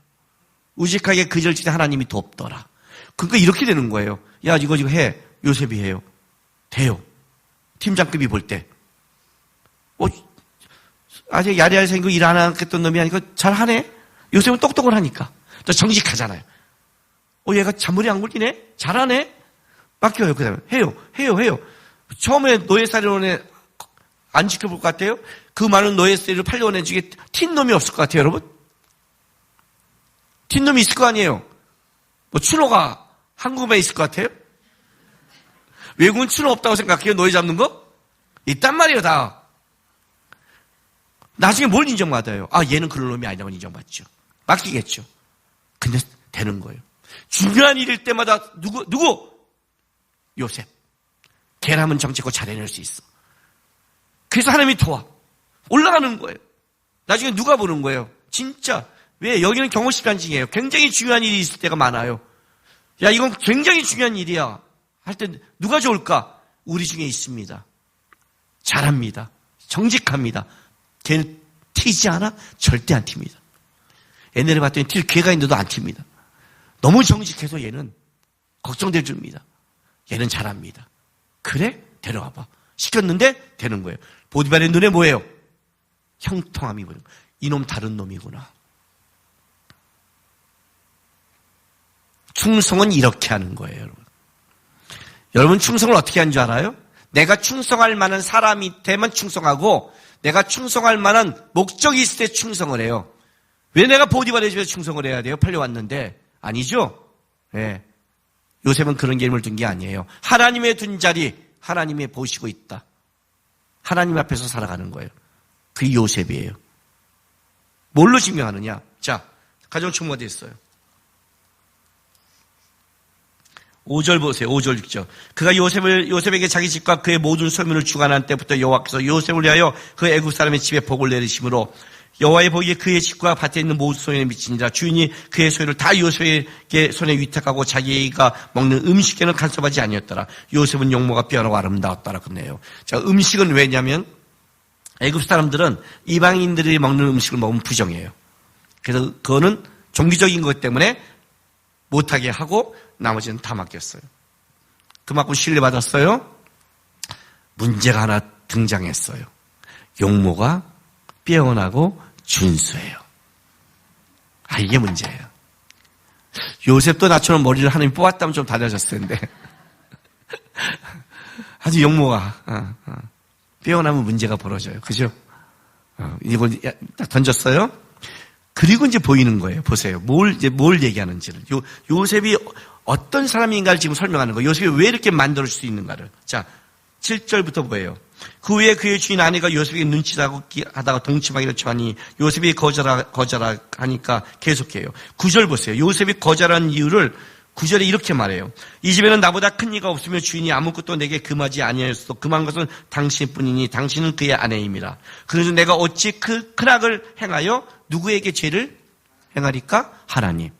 내가 어떻게 내 주인에게 행하리까 말하지 않아요. 하나님께 행하리라. 이 말은 무슨 말이냐면 요셉은 보디발의 집에서 보디발의 밑에 일했지만 그는 하나님 밑에서 일한 사람이에요.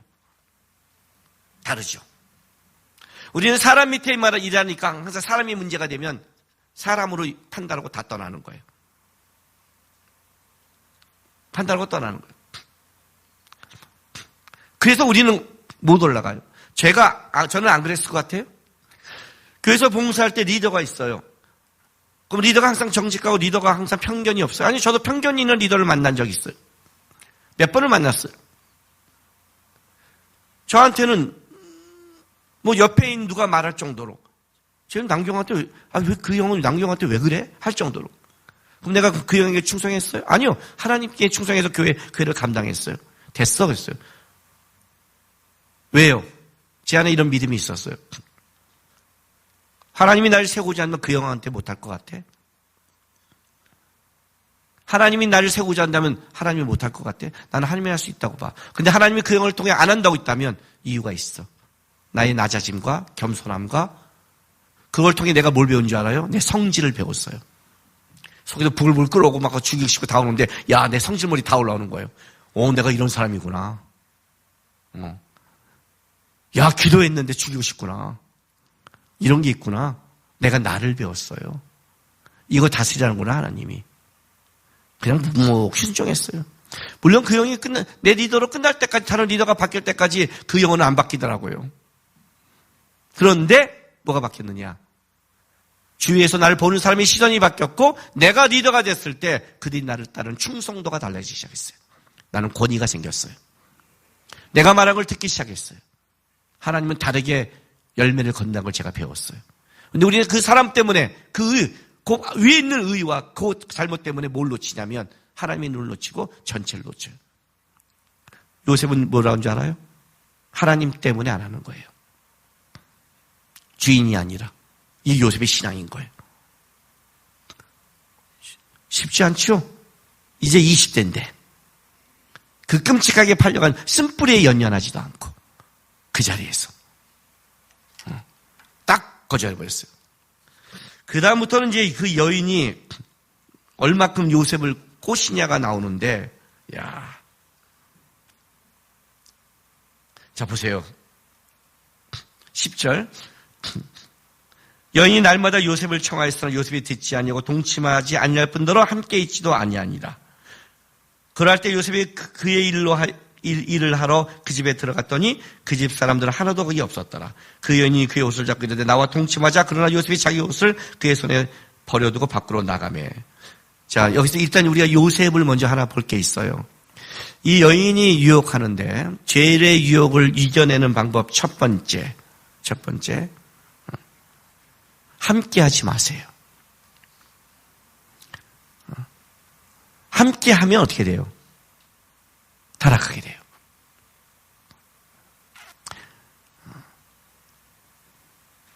타락하는 사람의 특징. 아유, 내가 여기까지만 안 할 거야. 여기까지만 갈 거야. 아유, 나 술 안 먹어. 그냥 앞에 술집에 앉아 있을 거야. 아, 나 담배 안 피워. 그냥 담배만 쳐다볼 거야. 왜 봐? 안 볼 거를, 안 필 거를. 뭔지 아세요? 죄는 함께 하면 안 돼요. 요셉의 가장 지혜로운 게 뭔지 알아요? 함께 하지 않았어요. 그 다음에 두 번째는 뭐예요? 도망갔어요. 36개가 최고예요. 죄는 이기지 못해요. 성경에 나오는 게 있어요. 마귀는 대적하되 변론을 피하라, 음란을 피하라. 피할 게 있어요. 대적하면 안 돼요. 대적하지 못할 게 있어요. 피해야 될 게 있어요. 남녀가 둘이 우리 사랑하는데 우리 호텔에 가서 잠만 자자. 잠만 잘까요? 잠만 자도 문제지. 진짜 사랑하지 않는 거지, 그것도. 왜 들어가? 요즘은 우리보다 더 심각하죠. 차가 있어서. 백주대낮에 만나라고 했죠. 지혜예요, 지혜. 방법을 찾는 게 지혜예요. 가장 함께하지 않고 도망가는 거예요. 요셉은 그거밖에 없었어요. 그래서 그가 지켜낼 수 있었어요. 왜? 마귀의 시험은 이 여인을 보세요. 집요하니까. 지금 그 얘기를 하고 싶은 거예요. 여러분, 이 보디발의 아내만 미쳤다고 보지 마세요. 하나님의 사람을 넘어뜨리려고 마귀는 집요하게 공격한다예요. 집요하다. 어떻게든 넣는다. 공격한다. 근데 이 여자의 이 꼬시는 걸 보면 대단해요. 보세요. 딱 옷을 잡았더니 벗겨졌어요. 자, 이 옷이 벗겨지면부터 요셉은 이제 다시 옷과 같이 가니까 이제 구덩이로 떠진 건 느꼈죠? 봐요. 그 여인이 그의 옷을 자기 손에 버려두고 도망을 나감을 보고 14절부터 보세요. 그 여인이 집사람들을 불러요 일단. 얘들아! 뭐래요? 이르되 보라 주인이 히브리 사람을 우리에게 데려다가 우리를 희롱하도다. 자, 여러분 가정총무예요? 요셉 이름도 있어요? 이 여자 빼고는 최고가 요셉이에요. 그렇죠? 이 여인이 어떻게 말하죠? 히브리 사람이라고 낮춰 부르죠. 그죠? 벌써 딱 말을 할 때 뭐가 오냐면 이 개념을 낮춰 부르는 거예요. 이거 굉장히 중요해요. 여러분 있잖아요. 누구와 말싸움을 할 때도 성경을 잘 보면 말싸움도 잘해요. 왜냐면 이렇게 잘하는 놈들이 있어요. 어떻게 저 사람을 낮출 것이냐 하는 방법을 다 알려줘요. 그 사람의 위치부터 말하면 위치가 보이는데 위치를 보는 게 아니라 그 근본을 얘기하는 거예요. 이 새끼 원래 집시구나 이렇게 해요. 그래갖고 먼저 부정적 의미를 깔아주는 거예요. 자, 그리고 나서 그의 옷을 그가 버려두고 갔다라고 옷을 하고 16절 그의 옷을 곁에 두고 자기 주인이 집으로 오는 걸 딱 기다려요. 왜? 잘못하면 요셉이 만약 말해버리면 안 되니까 먼저 치는 거예요. 옷을 두고 기다리고 문 앞에 기다리고 있어요. 여러분 사람을 시험에 빠뜨려도 한 번 하고자 하면 즉각적으로 하는 거예요. 열심을 다하고. 근데 우리는 하나님을 위할 때 얼마나 미룬 줄 알아요? 즉각적으로 하고 열심을 다하세요. 사람을 빠뜨려. 대단하죠? 딱 나고. 자, 왔어요. 17절. 이 말로 그에게 말하며, 자, 보디발이에요. 당신이 우리에게 데려온 히브리 종이 나를 희롱하여. 야, 책임이 보디발에게 넘어갔어요. 지금 보디발은 건드렸어 안 그랬어 하고 이렇게 자기가 판단해야 되는데 이 여인이 얼마나 똑똑한 말을 잘하면 당신이 데려온 그 애가 나를 희롱했어요. 왜 해서 보디발 내가 잘못 데려왔나? 똑똑하다니까요. 어떻게 말을 싸움하고 어떻게 공격할 줄 알고 있는 애예요. 진짜로. 이 여인이 트럼프를 만나면 이길 수 있을 거야 아마요. 말싸움에서. 대단한 사람이에요 진짜요. 보디발이 오자마자 나 희롱했던 그 새끼 뭐야 어떤 이유였어 이거 해야 되는데 당신이 데려온 사람이야 하고 문제의 포인트를 싹 바꿔봐요. 사단이 공격한 게 항상 들어갔다고 그랬죠. 죄는 방향성인데 죄는 빗나가다라고 했잖아요. 거기다 다른 포인트를 둔다고. 그럼 포인트가 두 개면 헷갈리기 시작한다고. 관점을 다르게 하면 헷갈리기 시작하는 거예요. 그 표현을 쓰는 거예요. 그리고 나서 뭐라고 말해요? 자, 내가 소리 질러 불렀더니 그가 그의 옷을 내게 버려두고 도망갔습니다. 너 때문에 벌어졌어. 내가 했어요. 그의 주인이 자기 아내가 자기의 이르기를 당신의 종이 내게 이같이 갔단 말을 듣고 심히 노한지라. 이에 요셉의 그 주인이 그를 옥에 가두니 그의 옥은 왕의 채소를 가두는 곳이었더라. 요셉이 옥에 갇혔으나 여호와께서 요셉과 함께 하심으로 그에게 인자를 더하사 간수에게 은혜를 받게 하심에 간수장이 옥중제사를 다 요셉의 손에 맡김으로 그 재반삼을 요셉을 처리하고 간수장은 그의 손에 맡긴 것을 무엇인지 살펴보지 아니하였으니 이는 여호와께서 요셉과 함께 하심이라. 여호와께서 그의 범죄 형통하게 하셨더라. 자, 두 가지라고 마무리할게요. 보디발은 알고 있었던 거예요. 상황이 요셉에게 몰렸지만 요셉의 정직함과 하나님이 그를 통해 일하는 사람인 걸 알고 있어요. 이건 죽여야 돼요. 당시에 이거는 요셉 하나 죽인다해도 아무 문제 없어요. 히브리 종놈이에요 진짜. 가정총무를 올렸다 해도 그건 보디발이 준 직분에 불과한 거지 이 아내의 말이 맞는 거예요. 왜 이 문제를 보디발이 끄집어내지 못한 건 이거예요. 간통이냐 아니냐 이 문제를 뒤집어내서 만약에 아내를 하면 보디발의 그 체면까지 무너지기 시작해요. 왜? 지금 이 아내의 말처럼 히브리 종놈과 그렇게 되는 거예요. 그거 하나 잘못한 자기 아내. 보디발이 이 문제를 드러낼 수가 없는 문제예요. 이 여인은 똑똑한 여인이에요. 당신이 데려온 히브리 종놈이니까. 근데 누구보다 그 옆에서 그가 정직함과 하나님의 형통함을 본 자가 보디발이었어요. 덮을 수밖에 없었지만 요셉을 죽이지 않는 거예요. 너무 정직하고 우직한 애니까. 그러나 넘어갈 수 없잖아요. 감옥에 넣었어요. 일반 감옥이 아니라 자기 집에 있는 감옥에. 왕의 제수를 하는 감옥이에요. 자기 집안에 있는 감옥이에요. 이 40장에 보면 보디발의 집에 있었어요. 여러분 생각해 보세요. 일반 감옥에 가면 요셉은 물론 감옥에 가면 끔찍한 대우를 받을 거예요. 그럼에도 간수장의 은혜를 받을 수 있는 또 하나의 이유는 그가 그 집에 가정총무로 있으면서 감옥에 갔을 때에는 그 간수장도 요셉과의 인맥이 있었을 거예요. 그전에요. 그죠? 그 집안에 있었으니까. 누구보다 여기 있는 모든 사람이 알고 있는 건 요셉의 우직함과 정직함이에요. 여러분, 하나님 앞에 정직함과 우직함은 그것이 행할 때는요, 답답하고 손해를 보는 것 같아요. 주 앞에 봉사한 자가 우직한 자는 우직한 자가 손해를 봐요. 봉사할 때는. 얍삽빠른 자가 혜택을 받아요. 순간의 혜택은 얍삽빠른 자가 받아요. 그런데 아셔야 돼요. 얍삽빠른 자는 결국은 어떻게 하냐면 그 얍삽빠른 때문에 망해요. 결국 누구를 하나님이 세우느냐? 하나님이 세우는 자는 우직한 자예요. 그가 권위가 있고 세워요. 요셉을 살게 한 거는 그의 정직함과 우직함이었어요. 모함에도 여전히. 그리고 중요한 것, 간수장이 그에게 일을 맡긴다는 것은 그가 진짜 자기의 장관의 아내를 범하려던 파렴치한 노예였다면, 여러분, 감옥에 갈 때 가장 안 좋은 그 제명이 뭐예요? 강간미수범이잖아요. 그잖아요.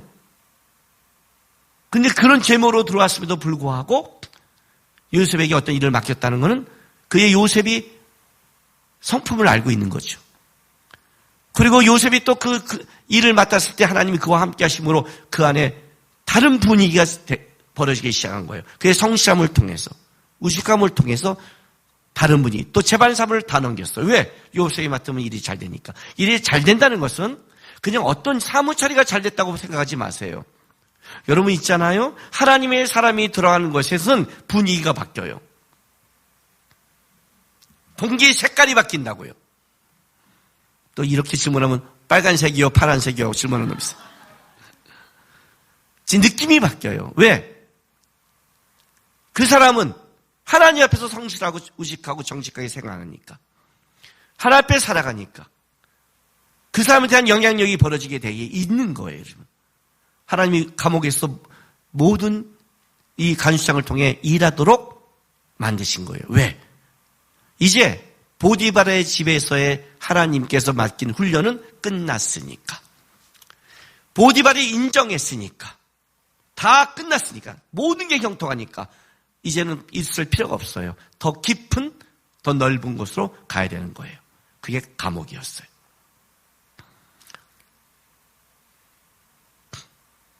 근데 성경은 이렇게 기록하는 거예요.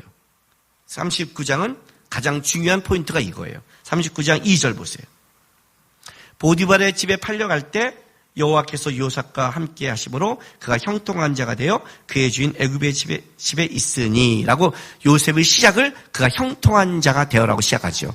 근데 23절 끝부분을 간수장은 그의 손에 맡긴 것을 무엇인지 살펴보지 아니하였으니 이는 여호와께서 요셉과 함께 하심이라 여호와께서 그를 범사에 어떻게 한다? 형통하게 하셨다 해서 39장 요셉의 훈련의 앞뒤 부분에 시작이 형통이요 끝도 형통으로 마무리 짓고 있는 거예요. 이렇게 되는 거죠. 이 사이에 요셉의 이 일은 하나님 앞에서 형통한 일이다라고 말하고 있는 거예요. 근데 그 형통은 이거예요. 성경이 말하는 형통은 세상에 잘 되는 편안함이 아니라 하나님의 뜻대로 가고 있다 할 때 쓰는 단어예요. 그러면 이런 거예요.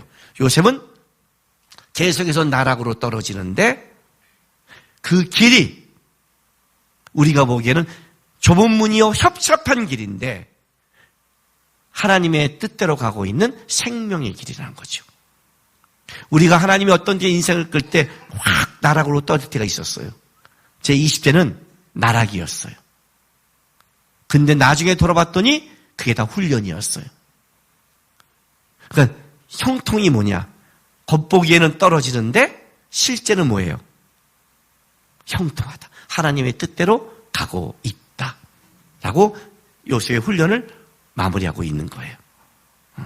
그러니까 하나님 앞에서 하나님 바라보고 신앙으로 반응한 모든 것은 손해가 없다. 하나님 바라보고 하나님 앞에 살아간 모든 것은 형통할 것이다. 지금 그 얘기를 하고 있어요. 자, 오늘 첫째 날 1강은 여기서 이거 마치겠습니다.